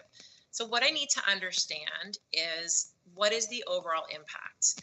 How is that going to impact the students, the staff? Like, how is that going to impact? Because all I see is that reduction in that staff piece. I know the value of those positions. So when I see that, all I think about is what is that impact going to look like? And I need to understand more about that. Superintendent Lofts and okay, good. Yeah, I good think we're gonna, through Mr. Chair to Trustee Agnew, I think I might hand this to my colleague, Cassandra. Thank you, through you, Chair. I think the benefit of having a whole group come together to kind of look at what are the needs of the system, where are the gaps. We were able to deploy the spec ed team just off the heels of the conversation about student success, recognizing that those sections weren't going to be provided. In secondary in particular, there was an increase in allocation to more consistent with their population growth. So there are schools who have reached out and said, we have an extra cert allocated to the school. Can we use that to support our GLE, to support a section of students with literacy or math? And I've said, sure, that's creative and it's responsive to the needs. We didn't want to touch any of the services that we're offering in terms of classes. Transportation, I know, is protected through policy. So those are big expenses that we wanted to maintain that caliber of service. In addition, all of the classroom positions that would have been considered a reduction have come from some centrally deployed staff. That was the feedback we received on a number of sections around the use of our centrally deployed staff and how can they be more accessible and in the field, more so than being based out of the CEC. So what you're seeing is a shift. We've actually looked at the portfolios of both the itinerant certs and the consultants and noticed that there were things that used to be under consultant portfolios, but due to enhanced funding, perhaps during COVID, we're able to use that money in a different way. So now we're going back to I call it the OG, the original, idea about those consultant roles so that we're supporting schools in their family of schools. They're more accessible. They're managing the caseloads and working in partnership with school teams as opposed to over several SOs, over several families of schools, and really streaming some of the processes through like eLight, for example, which is our special education management system. We are in partnership, kind of developing new processes, so new referrals, reducing wait lists, looking at all the data points so that we're making decisions to support students without having to touch those complements. So the central staff has been deployed back into the schools. There have been some decreases in elementary just because of population and student need. But as I've shared before, both to administrators in elementary and secondary, with September, there may be a need to look at where the needs are. Maybe we have students moving into the community that we didn't anticipate. Maybe we have students who are moving out. Where do they land? And we want to make sure that we're making those adjustments. So it is a shift in thinking. It is streamlining in some ways those itinerant and consultant roles in special education, but didn't want to remove the service and the accessibility within all of the schools. Vice Chair. So thank you. So follow up. So if I took a look, we've talked a lot intentionally about itinerants at this board table. We've talked a lot about the role that they play in the various departments, the importance of that role, how, what they provide, and again, the value that they offer to student success. So obviously when I see a decrease in that, it seems counterproductive to the conversations we've had about the importance of those roles. So if I looked at, specifically spec ed itinerants that we have, so when we look at that reduction, like, are we losing like an itinerant for the deaf and hard of hearing? So hold on. So that's what I'm trying to understand. So when I see that in a number, and I know it's just a number on there, like what does that equate to? So I hear what you're saying about redeployment and trying to reassess portfolios and things like that. When I just look at that, when I talk about impact, the reduction of those itinerants, which itinerants and how is that impacting and to what extent, if that makes sense? Superintendent Jack Calderon. Through you, Chair. So the language here, I believe, is the generalists. So the specialists, the itinerant specialists, those are our deaf, hard hearing, our blind, low vision. We've also augmented and accounted for our population of students who require ASL, so American Sign Language. Those positions are being maintained as they are. The consultant position and itinerant positions are going to be kind of reimagined and morphed so that we have priority over the services that we're giving schools. And I mean, a number of the supports that we were offering, we're doing the instructional day, which is great, but it's counterproductive when there's when there's coverage issues, for example, and then you're pulling staff out to get the training. So if they're in the school family of schools, then consultants can go into those schools more frequently. We're trying to align with our professional development days so that those are going to be action-packed, jam-packed with lots of capacity building, but won't remove staff from students so that we're ensuring that they're getting direct support. It's not perfect. I don't want to say that it's going to be a foolproof system. And again, it's through collaboration. There's positions, for example, we've got a system navigator position, which is doing a lot of work in transition to post-secondary that, I turn to Superintendent Del Sordo. We're kind of, working through. So through this process, I think that there's been a lot of synergy and conversation around where the gaps are and how can we redeploy or reuse the complement that we have to support all of our students. We didn't want to take away from access to service. We didn't want to take away from classes. Some boards are doing away with like the gifted, programming. They're saying, well, we can't offer gifted classes. It's not something that all boards can sustain. Transportation is a big one that some boards are saying we're changing it. We're moving the goalposts on that one. We're changing the distances. We're not in that dire strait, and as a result, still able to come in within 1.4, I believe, million, where some boards are really strapped and tasked with making some more significant cuts. So definitely there's cuts, definitely there's changes, but I think in the collaboration and in this exercise of working together, those those gaps will be hopefully minimal. And I'm a data, even though I'm not the math person, I do like data and I do like to see the numbers and make data-driven decisions. So that's how we're navigating. Thank you. Thank you. Up next is Trustee Saunders. Thank you. Through you, Mr. Chair. Let me ask you something. I'm looking at one of your charts here, the in-year deficit elimination plan. And one of the indicators here is $1 million reduction for attendees management. And all indications we have is this is actually going up. And I'm just wondering how reasonable this is as an item that could potentially reduce our deficit. Superintendent Lofts? It's reasonable, Mr. Chair. It's a reasonable expenditure when we start looking at it more. Another thing too to remember is that part of that millions is relating to past capital projects. So we're saving for something again that we've already saved for. We're saving for something twice. But that's the mechanism that we're under. So that's what we're dealing with. We're trying to find those savings elsewhere, Trustee Saunders. So I'm sorry, it says here no, I understand mitigation. It doesn't say anything about capital. Like this is the mitigation. Thank you, Trustee Saunders. Superintendent not what I said. What I said was the part of that $1.4 million deficit is related to capital, Trustee Saunders. That's what I said. Not Thank you. necessarily in that. Trustee Saunders, you have a follow-up? I do. Yeah.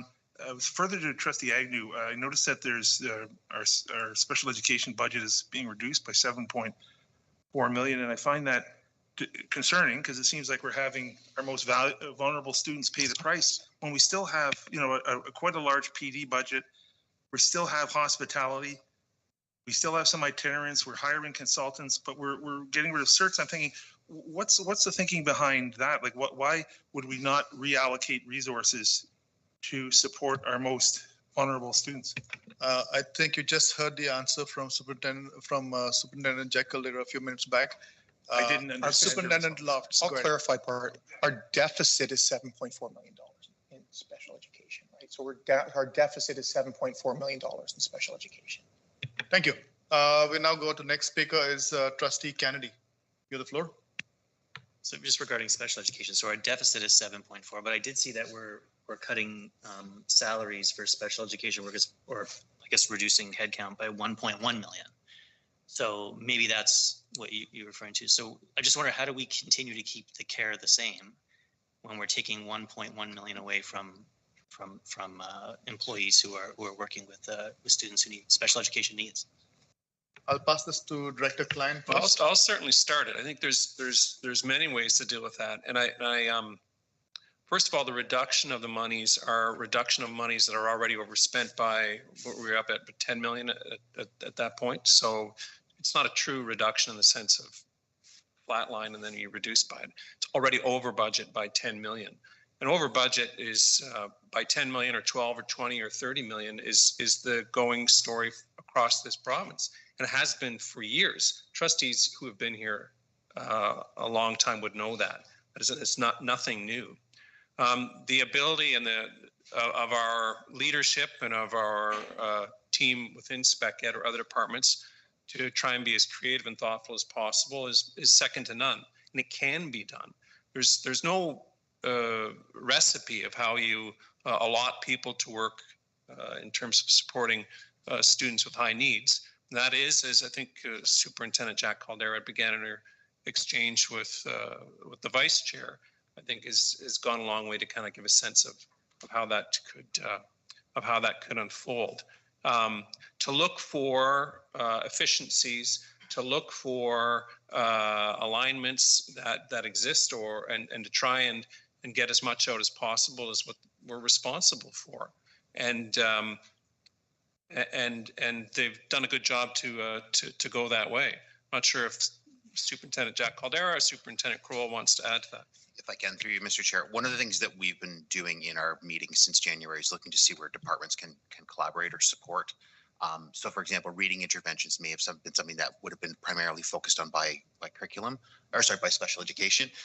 We're looking to leverage some of that ministry funding that is coming for early reading screening to also be able to provide reading intervention support in a way that maybe special education doesn't have the budget for anymore. So that's just an example of ways in which different departments are trying to collaborate and work together to offset funding gaps in one that can be made up with another. But again, it's that collaborative approach that we've taken here and making sure that we're not looking at money as being siloed or only belonging to one department. So that's, I think, one of the positives that's come out of this is that we've been able to find true efficiencies and synergies within our departments to maintain the level of service we're hoping to. I'm just going to ask Superintendent Skripek too, if he could add some more to that. Part of the work that I always see us doing as well in curriculum is from preventing students from becoming vulnerable and entering into that area.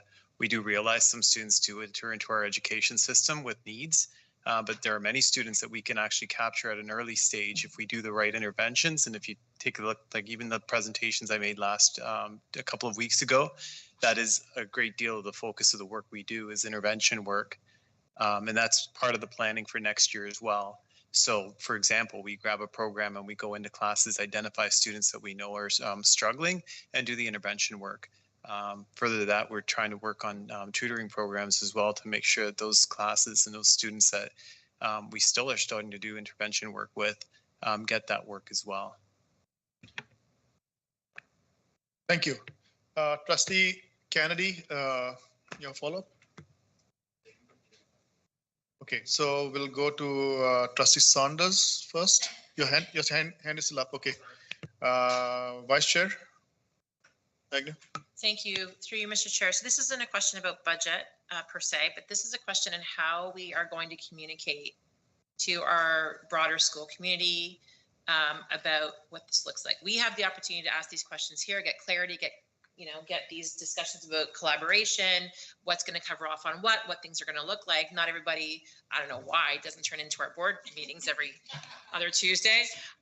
But I do think it's important because, there are narratives that are out there. There are conversations that are happening at school levels, at council levels, or discussion about the budget, about the gaps in the budget, and that is how are we going to communicate exactly some of the things that we're trying to capture here today to continue to build confidence with our parents and our students that their needs are going to continue to be met in those important ways. I think that's really, really vital that we do that because it can go sideways very quickly if we don't have the ability to do that. So I'm just curious what that plan is. I would agree. I'm going to start with, first of all, sorry, Chair, just by saying that we've already begun the process, but we'll point to the next steps with it next. As we went through as a senior team looking at the, again, putting the square peg into a round hole. I want to return to that. I know Trustee Ahern Charnada mentioned it earlier, but I have not heard that to a resounding extent here around the board, but the fact that we're fighting an uphill battle. And we are one of 72 boards, all of whom have signed on to the fact that all of them are underfunded. And that's extremely important.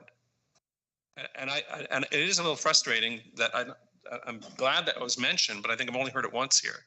That we are underfunded considerably, and from this board, in terms of the per student monies of all the boards in the province, we're at the bottom.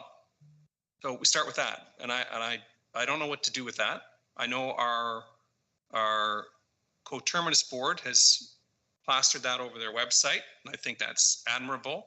And I do know that all the French and English and Catholic and public boards in the province have signed on to a letter that has noted that not only did we get stuff at the 11th hour, but that it's insufficient, and it's been continually insufficient. We've heard nothing from the province of Ontario on that. So that's an important thing to consider. With regard to the communication around it, I'd tip my hat to not only Superintendent Lofts, but Superintendent Kroll, who I think started us moving several weeks ago toward communicating more clearly with some of our stakeholders here. Maybe you could just give a sense, Jeff. Sure, certainly through you, Mr. Chair. I've heard the words sort of low morale around the table a few times. And I think one of the recognitions that we've had as a senior team is that staff don't necessarily understand what's going on in terms of budget or lack of funding. So we made a commitment to get a presentation out to all staff, so school staff, school administrators, central staff as well. The Aaron's team kind of created, and then we sort of put into more non-budget expert-friendly language, so that we can have a common and a shared understanding as a staff, a system staff, as to why why things maybe are a little bit different than they've been in previous years. The second part of that plan to come still is how do we communicate that out to our parents and our families, right? I don't have an answer for you on that. That's still something we're trying to imagine. How do we hit the right note? So we look to make sure that we're not splashed on the front page of the Toronto Star, but also that we're getting information out so that parents can understand the situation that we're in. But that's certainly something that we know is important as part of this process. And we're learning that the questions that staff are asking are really good questions. So we've also given staff an opportunity to submit questions, and then we'll respond to them with another presentation in the fall to be able to continue the dialogue. The more transparency there is between what's going on centrally and at schools, I think creates better morale for staff. Thank you. Mr. Chair. So thank you, I appreciate that. And I don't want to diminish Director Klein, the importance of explaining why we're in this situation. I think that's important, and I've seen the work that our coterminous board has in communicating out why these gaps exist. But respectfully, I think there's a lot of parents who are like, that's not my problem. I understand that there's a gap, and that's not my issue. My issue is, how are you going to ensure that my student continues to be supported? And if we're seeing a change in certs at the school level, if we're seeing a change in the naming of a program, if we're changing Empower to a reading intervention, we are seeing emails that are coming in with concerns already. So, further to Superintendent Krall's point, I'm glad you're having those conversations, those narratives here. You need to find a way to communicate this to the broader school communities so that parents are aware, so that they understand what these impacts are, what it looks like, what's being done, how you're going to try to minimize any disruption to success and learning. So I do encourage that in some way. I don't know how you do that creatively. I don't know if that's a tab on your website to explain some of these pieces, but parents are going to continue to ask. It's already coming up in advance of this being formalized, and I'm a big fan of communicating. So I do think that we minimize problems and concerns if we communicate in advance. So I just leave that with you. Director Klein, you want to say something to that? No, total agreement on that. I think the communication is going to be very important, and we'll work very hard to ensure that our parents and our broader community understand that the needs of our students will always be met. Thank you. We have gone over an hour and 15 minutes on this. We have had a working session with trustees last week for a couple of hours. So I'll take a couple more questions from trustees, and then I'm going to encourage trustees to speak to Superintendent Lofts with your questions, detailed questions later. So we have 3 speakers here. We'll take this 3 and then we'll call it. Okay. Trustee Ohan Chanada has spoken only once. You have the floor. Thank you, Mr. Chair. And really, I'll be very quick. It's just to underline what Vice Chair Agnew is saying. Remember, the messages on the TV are funding, funding, funding. And then the school boards are saying cut, cut, cut. So we need to communicate to put those gaps together so that everybody understands what's going on. So as much communication as we can provide to our staff, to our parents, to our families, to all of our stakeholders, really, because I think they're getting mixed messages. I truly do. Thank you. Thank you, Trustee Ohan Chanada. Up next is Trustee Kennedy. Thanks. Through you, Mr. Chair, I have a question about the reserves on page 63. So on the audited financial statements last year, we had 30,542,000 of reserves. They're audited. And on this presentation, we have $200,000 more. So why did the reserves go up by 200,000 from the audited statements last August to start with? Superintendent Lofts or Mr. Cross? Through you, Mr. Chair. So as part of the requirement for the ministry, the opening balances for reserves are based on our latest information, like financial cycle, which would be 23, 24 revised estimates. So when we brought a balanced budget at revised estimates, and as Aaron alluded to earlier, a portion of the cost that the ministry kind of counts against us from compliance is amortization. So in order to cover that, you have to push your surplus in other areas higher to cover the amortization. So it led to that extra cost or increase in surplus to our general operating line on the reserves. Thank you. Trustee Kennedy, go ahead. Follow up. So with those reserves too, like one thing I'm noticing is the operating reserves were 4.8 million and they're now been increased to 5.5 to start with. So it looks to me like you took from capital reserves $1 million and moved some of that to operating. Like, is that something we can continue to do? Like, we need those capital reserves. Is that what happened? Through you, Mr. Chair, yes and no. So the reduction that we're seeing there in capital is just the amortization impact for those assets that we purchased with our reserves previously. So now every year we're incurring amortization expense on it.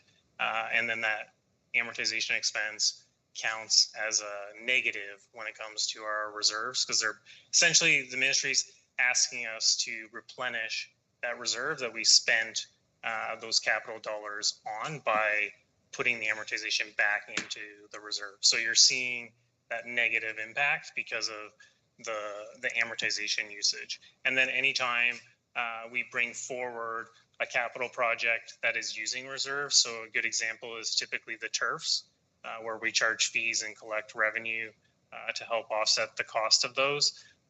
That's when you'll see a movement in the capital reserve. Thank you. You have a clarification? Yeah, just clarification. So you're able to increase the operating reserve as you've reallocated after you've and the capital reserve went down essentially, right? Yeah, we basically have to double save for the capital piece, and that's how that works. Thank you. And finally, Trustee Saunders. Sorry, yes, thank you very much. I just wanted to, the Director Klein had mentioned about, all the boards being short of money. And I think whenever I seen the previous minister speak, Lecce, he was mentioning that we had to manage our money better. And I think that that's kind of what our challenge is. We can say we need more money, but we really got to be a little bit sharper in terms of prioritization. And I don't think it's going to change. Like, no one's going to dump a bunch of money on us. So I do appreciate your frustration, but I think what we're trying to do with the board here is sort of look at this and figure out how we can do a better job. So that's one Trustee point. Saunders, are you suggesting that the staff is not doing a good job? No, I'm saying that that's what we're doing here. That's why we're asking all these questions. So yeah, please don't try and put words in my mouth. No, I heard you say What I that am saying is do a better job. Is that the director mentioned that all the boards are short of money, which is true, but that's kind of just where we are. Like, we can't do anything about that other than ask questions about and bring things forward. So that's what we're doing. So that's what I'm saying. The other issue I wanted to bring up is that I do see here we had the budget working group on the 11th. As I recall, all we were done was they presented these information to us. There was no working. And again, correct me if I'm wrong, was this a meeting where we only got half the financial statements, where we didn't actually get the expenses? So to say that we had a working group, that's not accurate. Superintendent Lofts, you would like to comment on that? This is the style, Trustee Saunders. This is the way we have been working every year. This is the working group. Trustees, as I said, are always welcome to speak to the superintendent directly if you have concerns.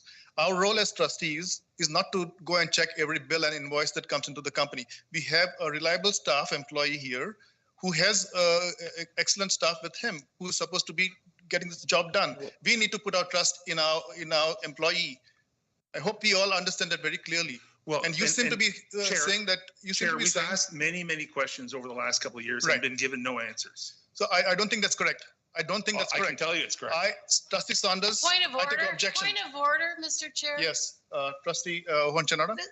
Trustee Saunders, this is very negative. You said you've asked questions and never gotten an answer. So any question you've asked in the term of a trustee, you've never gotten an answer. That's what you just said. Trustee Saunders. There's a point of insulting. There is a point of order raised. Trustees will wait for the ruling. Trustee Honchanada, you have raised a point of order. As per our trustee code of conduct, trustees will be respectful of staff and not raise baseless objections against them. Okay, so let me tell you one thing, trustees. I have asked trustees multiple times, when you have a question and you're asking a question of staff, you will copy the director and the chair. I have not received a question from you in a long time. You are making baseless allegation. You're absolutely correct. You are in order. Trustee Saunders, I'm going to ask you now, please watch the words that you speak, okay? And be very careful about that. Okay, thank you. I'm sorry, Mr. Chair. I would like an apology. Trustee Saunders said, I've asked questions and received no answers. Yes. In 2 years, you have asked questions and not received one answer from any staff. That's what you said. No, thank you, Trustee Saunders. Please apologize. Trustee That is- Saunders. Excuse me. Trustee Ohanchanada, thank you. Trustee Saunders, I agree with Trustee Ohanchanada. I'm going to ask you to apologize and withdraw your statement. Can I clarify? I was talking about. You have made a clear superintendent law. statement. You have made a clear statement that I staff have is asked not. the superintendent law. Trustee Saunders, you do not have the floor. You have made a clear statement that staff is not doing a better job. They could do a better job, which means that they are not doing a good job. No, I said they're not answering questions. I would like you to withdraw that statement. I will withdraw that statement. Thank you. Thank you. End of story. Thank you. We shall now move on. That's right. Trustee Kennedy, thank you. I've given you an opportunity. We've had for 4 rounds of questions. Okay, I'm going to close this session. Trustee, Chair. I have a comment to make and we're going to move forward. Point of clarification. We mentioned, we asked the big, Director Klein, I have a question. This board of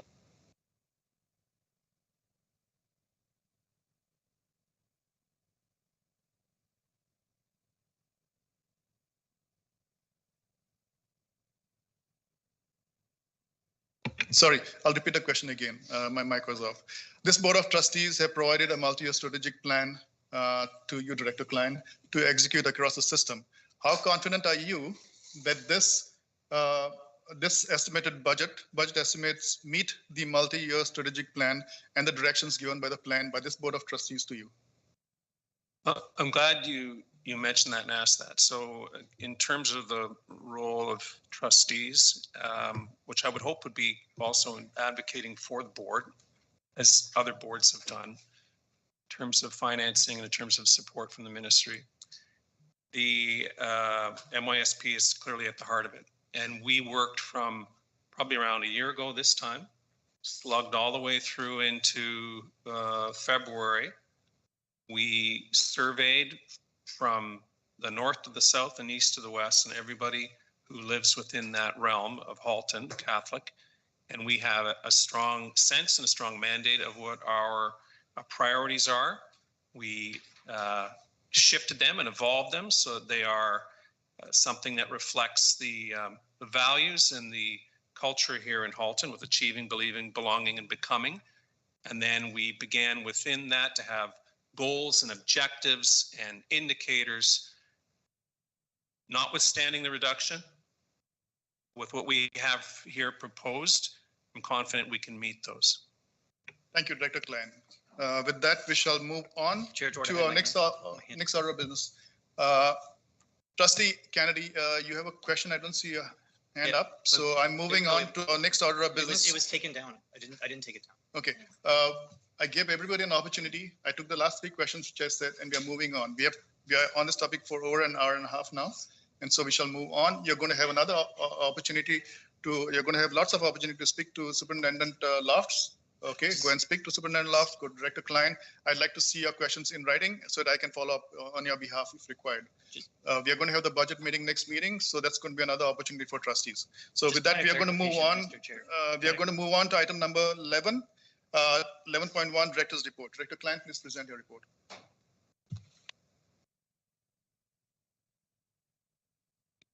Thank you, Superintendent Lofts. Thank you, Mr. Cross, and thank you to your team for all the work done at the back. It's appreciated. Thank you. Thank you, Chair, and thank you, everyone. So the Director's Report, I'd like to thank Ms. Swindon for helping add a little to this report. We do our reports every couple of weeks, and then Andrew reminds me of things that might be better within it. So this PowerPoint will have a few additions to it, some of which were late additions. So it's almost all good news, so I hope you'll indulge me. And I'm not going to click because Elizabeth's got it. So you can see the areas that fall under the priorities that we have right now established. Let's move on.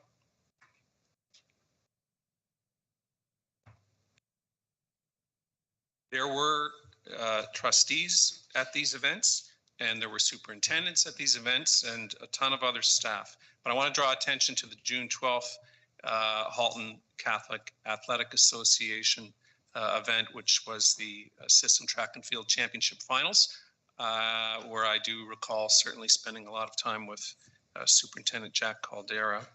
The top three winning schools were, hold your applause, St. Bridget, St. Anne, and St. Nicholas. And I think for Superintendent Jack Caldera and I, the highlight was the 120 Special Olympians from across this board who also competed in the events. And congratulations, of course, to all those who participated. And it takes a small but virtuous, peaceful army to get this running, and it was really beautiful. And I can't remember what the colors were for first, second, and third, but I think red was the favorite color when they crossed the line, maybe blue. We've got a lot of green ones left, so I think they understood what the colors meant. The next item would be we started this, we entered into it, and then there was a little, as often occurs in life, a little funny thing happened as we head toward June the 8th. So Catholic Education Week not only is Toonies for Toonies something that we think about, but we also think about other opportunities to let our light shine in the entire community. And that was the Filibus, not a filibuster, Filibus school, a food drive. And we had a ton of support from the bus companies, like really, really generous. Where do you need a bus? No problem, we got a bus, we'll have a driver there, we'll help you out. And when we thought there was a limit or a problem, they said, no, we can fix that. And again, a real testament to the partners we have in our community that Catholic schools should never forget. The food drive was a big success, $11,000 worth of food for Food for Kids Halton, and that weighed in at just over about 1.5 tons of food for Food for Life. We were going to have a barbecue on the 8th. We couldn't get everyone that we wanted to be there at that moment, and I think people were busy, and so we'll be rejigging that for September. This was also a reflection of a partnership, of course, we have with our largest union, and that is OECTA Elementary and OECTA Secondary, who did, again, participate heavily in the promotion of this and the conception of it as well. And as I said before, Halton Student Transportation Services and the bus companies were very, very grateful for as well. And in the end, this goes to help families, including children in our community that could use the help, not just at the key times, but even as we head into summer when we think things are bountiful. Our Kids Network was really the spine of the report that I wrote for you. The board I came from, and I think most boards in the province are fortunate to have some combination of services and bodies and organizations within the community that realize, hey, we should work together because we have common interests. Where I came from was called the Children and Youth Planning Table, and but here it's called Our Kids Network. And Our Kids Network has been around for a couple of generations, or nearly a couple of generations, and one of the first organizations to sign on, as it were, was our board. And we're very proud to be part of that. I was introduced to them probably within a day or two of becoming director. Superintendent Jack Caldera is on it. Superintendent Del Sordo was on it last year. And we meet fairly regularly. And again, there's a lot of common interests and common goals. The Dr. Collymore, of course, is very well aware because there's data that is worked on through this organization, and we hold in common again with the public board, so we can begin to, as it were, compare apples to apples and oranges to oranges in terms of particularly things like the early development indicator that gives us and our friends in the public board a strong sense, and it's also used, by the way, across Canada, give a sense of where the vulnerabilities amongst our children, and through that, we can say as a board, well, let's help support it this way. And let's say public health might say, well, we can help here and put it. It's actually quite a beautiful, beautiful partnership. Some of the things that occur through that are things that, again, would or could involve our parents. And from the transition to high school, which next to transition to kindergarten is probably one of the greatest leaps our children will take. parents too, I guess.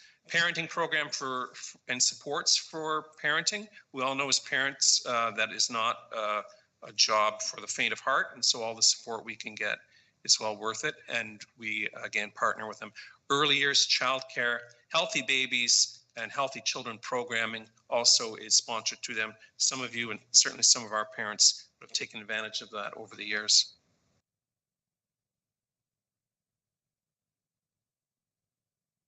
Well, this is a chance for Superintendent Merrick to take a bow and drop the mic, and his team as well. And I think that's at the bottom bullet is really the congratulations to him.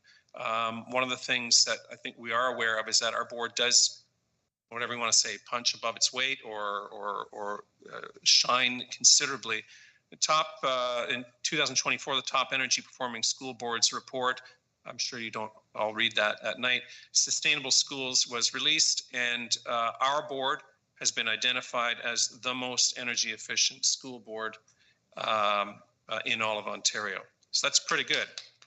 Thank you. Thank you. Thank you very much. Sustainable Schools works with school boards across Canada to build the knowledge and practice of energy efficiency, conservation. Top energy performing school boards report is released annually. And of course, again, it's an honor to be at the top, and we really do need to give praise where praise is due to the staff and the leadership. And we've been high in the standings for years. We're not going to get complacent, but we were latest we were 3.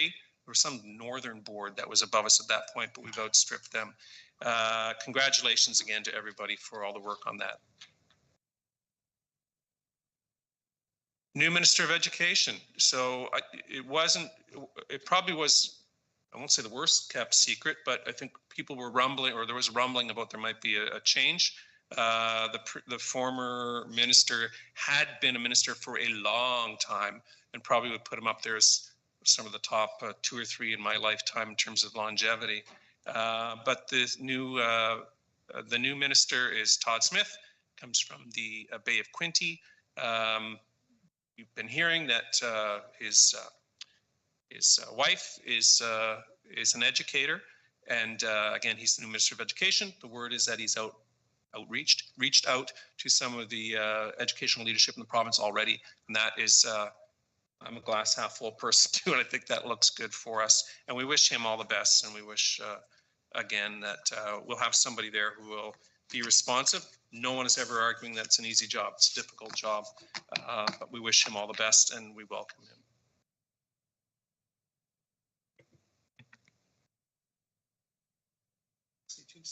Thank you, Director Klein. Trustees, do we have any questions for Director Klein? Seeing none. Thank you, Director Klein, for presenting your update. And with that, we shall move on to item 11.2, construction report. Superintendent Merrick, please present your report. Thank you, Mr. Chair. And through you, we have the construction report for the month of June. There'll be some photos coming up on the screen shortly here. We have 3 schools, construction projects on the go right now. The first being Milton number 3 or St. Kateri, and there's the photos on your screen now. It's rolling along very well at this point. Most of the exterior is complete, and we're on with the interior finishes. You can see some drywall going in. Even that some of the photos, I mean, they're only taken last week, but they're already dated. So it's up there today, and the ceramic floor you see in the one photo there in the atrium is now fully complete. We have drywall going in the library and the atrium as well, and lots of lockers going in the hallways as well on the classroom wings. We also, I don't think it's shown in the photos there, but they're moving along with the turf field as well. The light standards are installed now, and we're moving along with the exterior of the school as well. Next up, we have the Milton number 9 or St. Josephine Bakita. Again, interior finishes happening here. Lots of drywall, flooring, some photos of the washrooms there as well that are well progressed. And the landscaping is going to be starting here soon as we move to the next month. And then lastly, we have Oakville number 4 or St. Cecilia. This one's even more complete than the prior 2. You can see the interior finishes here. The library is in the bottom right photo there. And I know many of you were there when the minister was there not too long ago, but it looks very different from when you were there just a few months ago.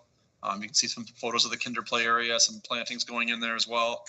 Again, even this site, there's lots more trees on site now than there was in these photos, but things are moving along pretty quickly near the end of the project as they typically do. And we're expecting occupancy, hoping for occupancy at Oakville 4 by the end of this week, if not hopefully by the long weekend. So getting very close to at least getting occupancy on that one, and then we'll see the other occupancy permits come in throughout the balance of the summer. So happy to take any questions the trustees have on our 3 active construction projects. Thank you, Superintendent Merrick. Trustees, do we have questions for Superintendent Merrick? Seeing none. Thanks, Superintendent Merrick, for providing this update. And we look forward to the building completion soon. Thank you. We shall now move on to item 11.3, 2023-24 budget, September 1st, 2023 to May 31st, 2024. Superintendent Lofts, please present your report.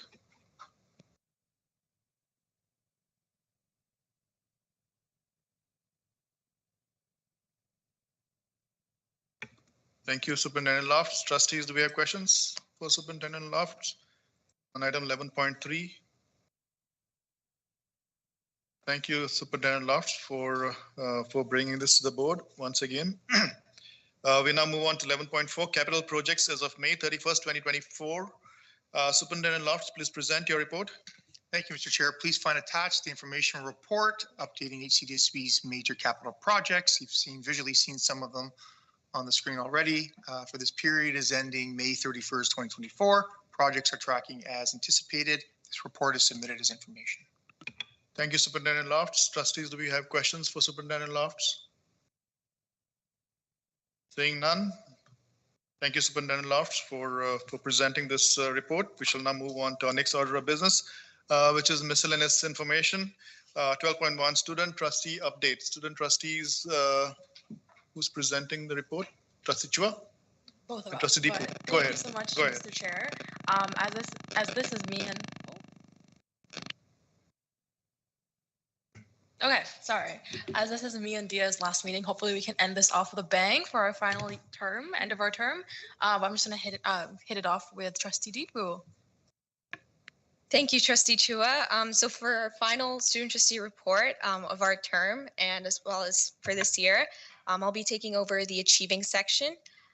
So last month through you, Chair, last month we attended the annual general meeting hosted by the Ontario Student Trustees Association. This conference was centered around the legacy that we would collectively leave as student trustees who have worked for students across Ontario this past year.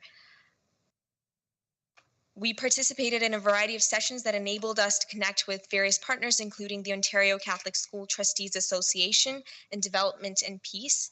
As outgoing trustees, Trustee Chua and I also had the opportunity to hear from student trustee alumni who shared their experiences of life after their term at Osta ACO, encouraging us not only to think about our next steps in life as we end our terms, but to also find ways to continue serving our students both at this board and outside.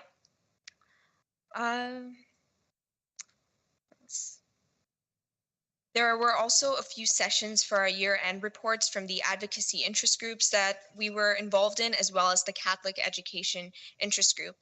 At the same time, Trustee McGuire and our incoming student trustees have been preparing for the upcoming Senate term. They've sent out the Student Senate application results and are currently in the process of welcoming our new student senators for the upcoming school years. At this time, we would like to thank all those who have applied, and we cannot wait to see what you will accomplish in the 2024 to 2025 school year. Last week, we held our final General Student Senate meeting of the year at Holy Trinity Catholic Secondary School, and this meeting served as an introduction to the Senate community for our incoming student senators, as well as a transition for our returning senators. As for our outgoing senators, they had the opportunity to participate in roundtable discussions which aimed to review the work that they had done this past school year, as well as their future plans. In addition, our subcommittees presented their year-end reports to the Student Senate, including a summary of future plans, which we hope enables a smooth transition into the subcommittee work during the upcoming school year Student Senate term. And I will be taking on the Believing and Belonging section. So June marks the end of our 23-24 school year and the beginning of summer. To end off our school year on a positive note, all of our HCDSB secondary schools facilitated their annual end-of-year liturgies in coordination with their chaplains and their local parishes. Furthermore, on June 7th, Holy Trinity Catholic Secondary School hosted a chaplaincy retreat with Father Adam and Father Jarek, and the day was filled with praise and worship, small group discussion, fellowship, and of course, pizza with other chaplaincy students across the board.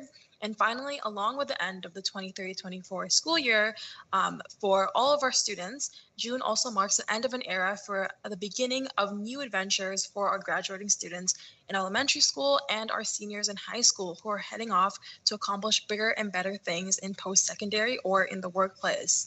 To honor and bless our senior students, all of our HCDSB secondary schools are hosting graduation masses for all students to attend with their parents. And for our belonging section, June is Pride Month, and there are many different celebrations and acknowledgements of this important month throughout the year. And our school has all of our schools have raised our Pride flag as a way to show support and solidarity with our 2S LGBTQ+ students. And additionally, many students are part of their GSAs, the Gay Straight Alliances, have created different initiatives within their school communities. For example, at St. Ignatius of Loyola, they created a pop-up shop selling pride pins as well as cotton candy. We are very proud of the advocacy initiatives carried out by staff and students to support students during this month. Additionally, it is also National Indigenous Heritage Month. We strive to work towards truth and reconciliation in all that we do through initiatives such as making MBE 3U required in the English credit for grade 11. Trustee McGuire herself has seen the positive impact taking this course right now and the impact it makes on student perceptions of Indigenous peoples and culture. And the student trustees are pleased to see this initiative move forward. Thank you, student trustees. Trustees, do we have questions for our students? Seeing none, Chair, go ahead. We would like to make a closing remark of our terms, Sure. if that's okay. Go ahead. Yeah. Okay, so I guess I'll begin. First off, I would like to thank all of you for your support throughout this past year. It has been an unforgettable year filled with wonderful experiences and opportunities to serve our peers at the school board.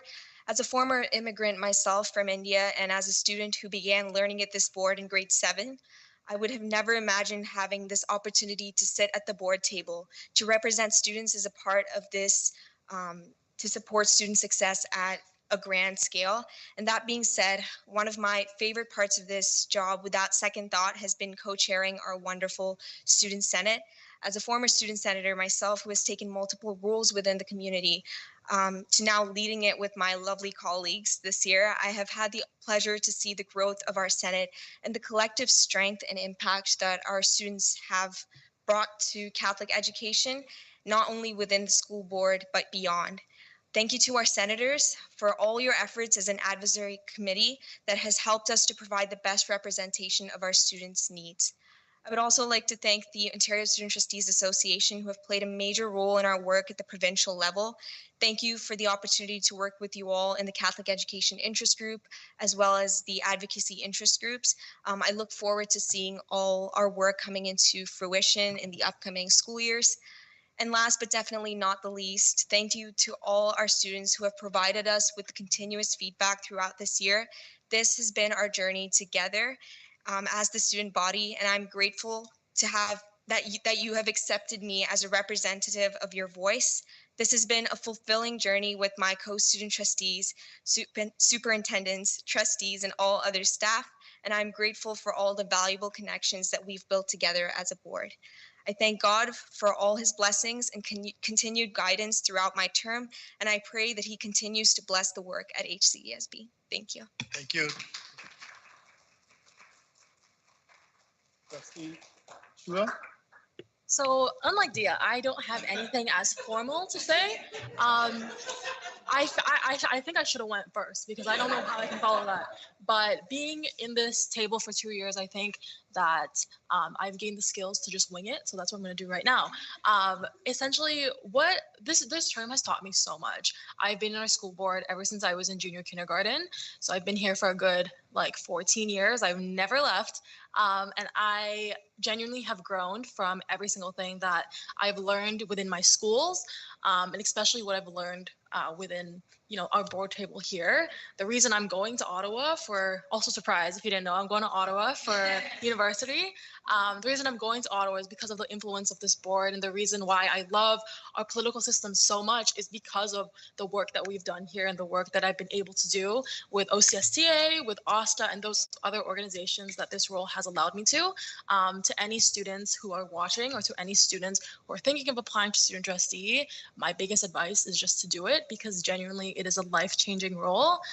Every single trustee here, our old board of trustees and our new board of trustees, everyone has taught me so much, and especially our superintendents who have always been there to answer any of the questions that I've had these past 2 years. Thank you all for being, amazing mentors to myself. And my term has been filled with so much mentorship, learning opportunities, and opportunities to grow both myself professionally and personally. And it's nothing I'd give up for the world. If I could, I'd take a gap year to be a student trustee again, but off to bigger and better things. But thank you so much. Thank you. So thank you to our two student trustees who are leaving us. You did a fantastic job. You have grown, as you said,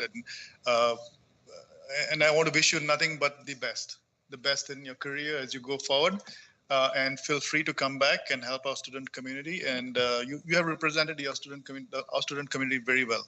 Thanks for that advocacy, and keep up the good work wherever you go. And yeah, go ahead. I'm still going to be in this board next year. It's a great spot. That's it. But yes, thank you so much for your kind words and support. Director Klein has a few words. Okay, then my comments will just be for Ariana, okay, not for you. We'll do yours next year. It is really a blessing to be in education, and the opportunity to see the work that you and Lauren have done over the last year is really something we're very grateful for.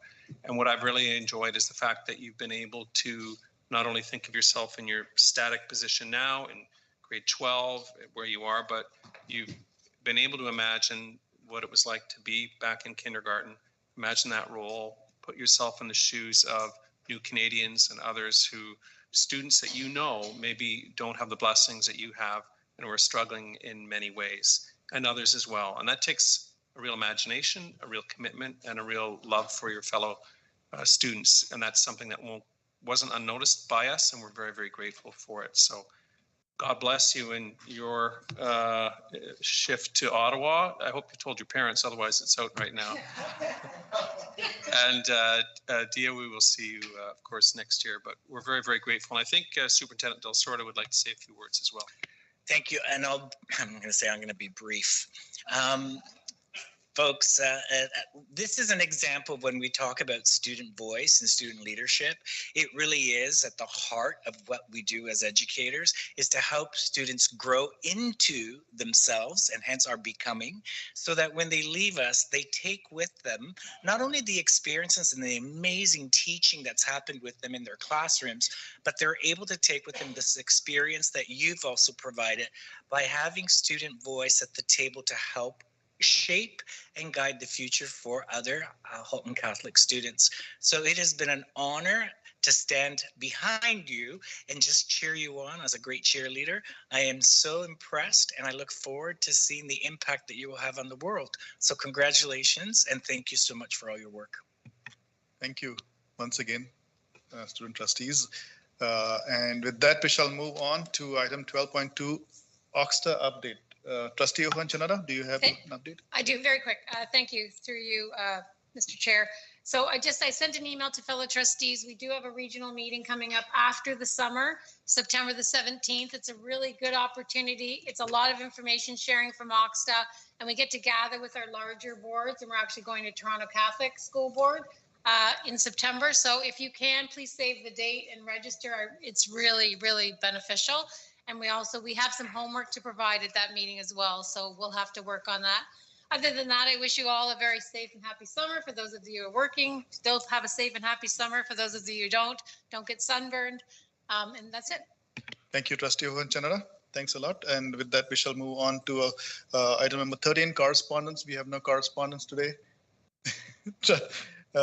Next, we move on to open question period. Number 14, we have a couple of questions submitted here. I have reviewed those questions and we shall go through a couple of them.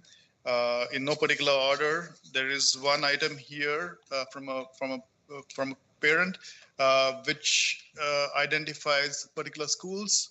I shall not be accepting this. However, the parent will receive a response to follow V09 complaints process, since the school has been identified in that. There is another question from parents, 3 questions here. Again, it identifies another school, and I shall not be allowing that question for discussion. I'm going to ask that a response be sent to that parent to follow V-09 complaints process. There are 2 more questions here. By the way, these questions are the similar nature of the delegation we had today. So the response will have the answer in the report. The next one here, I have a couple of questions and I shall read the questions.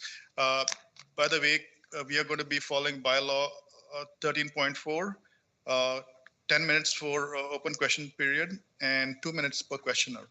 So if we have 3 questions, 4 questions, and we take up 1 question, the question being answered will be the only one being answered for 2 minutes. Okay, so we have a couple of questions here, and I'm going to ask Director Klein if we can answer those questions now or at a later point in time. Who at the HCDSB is accountable, responsible for the EFI program? Cohort 1 is in grade 11, and we have yet to see a consultant. Anyone from the board come in to gather feedback from either the parent or student despite asking for this many times. Can we answer it? Sorry, EFI program. So that's the question. Can we answer that now, Director Klein, or later? That one we can, Chair, that one we can answer right now. Hold on. I don't need. I have to turn my time on. Sorry, I'm sorry. It's like I can name that 2 notes. I'm going to repeat the question, Director Klein. Who at the HCDSB is accountable, responsible for the EFI program? Cohort 1 is in grade 11, and we have yet to see a consultant stroke anyone from the board come in to gather feedback from either the parent or the student despite asking for this many times. Okay, I heard the question, then I heard a comment. So the question was who's responsible, Chair, and who's responsible is Superintendent Kroll. So there's your answer. Thank you. Next question. How is HCDSB measuring the success of the French immersion program? What are the benchmarks that you are measuring against? Okay, we're not, okay, we have a few questions and I agree with you. These are the 2 questions that follow, we're not prepared to have an answer for right now in terms of that. I think Superintendent Kroll is probably just hearing these right now. It's not a game show, and we want to make sure we get a coherent response, which we can do and send out. Okay, thank you. And the third question is, where is the data analysis of how the students in Milton and Burlington are doing versus those in Oakville? What is the program dropout rate? How does it compare to HDSB? I'm not going to allow that because we are not going to be comparing our board with another board. So these 2 questions, Director Klein will respond to it in a future email, but we are not going to compare with another board. We shall now move on to the other set of questions here. And Director Klein will let me know if he can answer these questions. Will the board invite public health, dietitian, mental health, professional, and pediatrician to review the 2024-25 schedule for their input on whether it meets adolescent nutritional and health needs? Sorry, and again, that and the other questions we'll be responding to, but I don't have that right now. Okay, I'll read the questions. Research has shown that the circadian rhythm of teens results in the delayed release of regular daily melatonin. This in turn makes it difficult for teens to naturally awaken before 8 a.m. How do schools plan to address late arrivals in the morning? period 1, given the science-based research? Will detentions for late arrival be eliminated? Next question, given the timing of the period to lunch, 9:20 to 10:35, does not align with Canada's food guide recommendations, and we have been told that only snacks will be permitted during nutritional breaks. Will the board, in light of the scientific information presented, allow students to eat their lunch during nutritional breaks? And question number 4, will administrative support and teaching staff also be required to have period 2 lunch? I think this can be combined in the report that we are going to give to the delegations.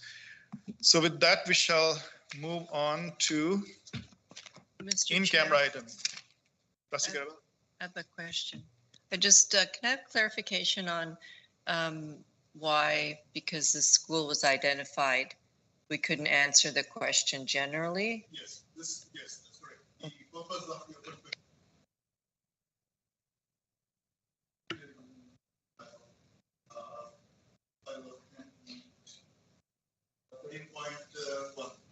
Okay, and then a follow-up is when they get their answer, then specifically by email, do the trustees, we get copied on the answer and the question? Okay, thank you. Yes. Thank you. In camera, item number 15, in camera, we have to go in camera. So I'm going to ask senior staff, except Superintendent Dinolfo, Superintendent Loft, and Elizabeth to stay, and going to ask the room to be vacated. Please log off and log back on to the in-camera session. Oh, sorry, we need to take a vote. May I have a motion to move in camera? May I have a motion to move into camera? Moved by Trustee O'Hearn.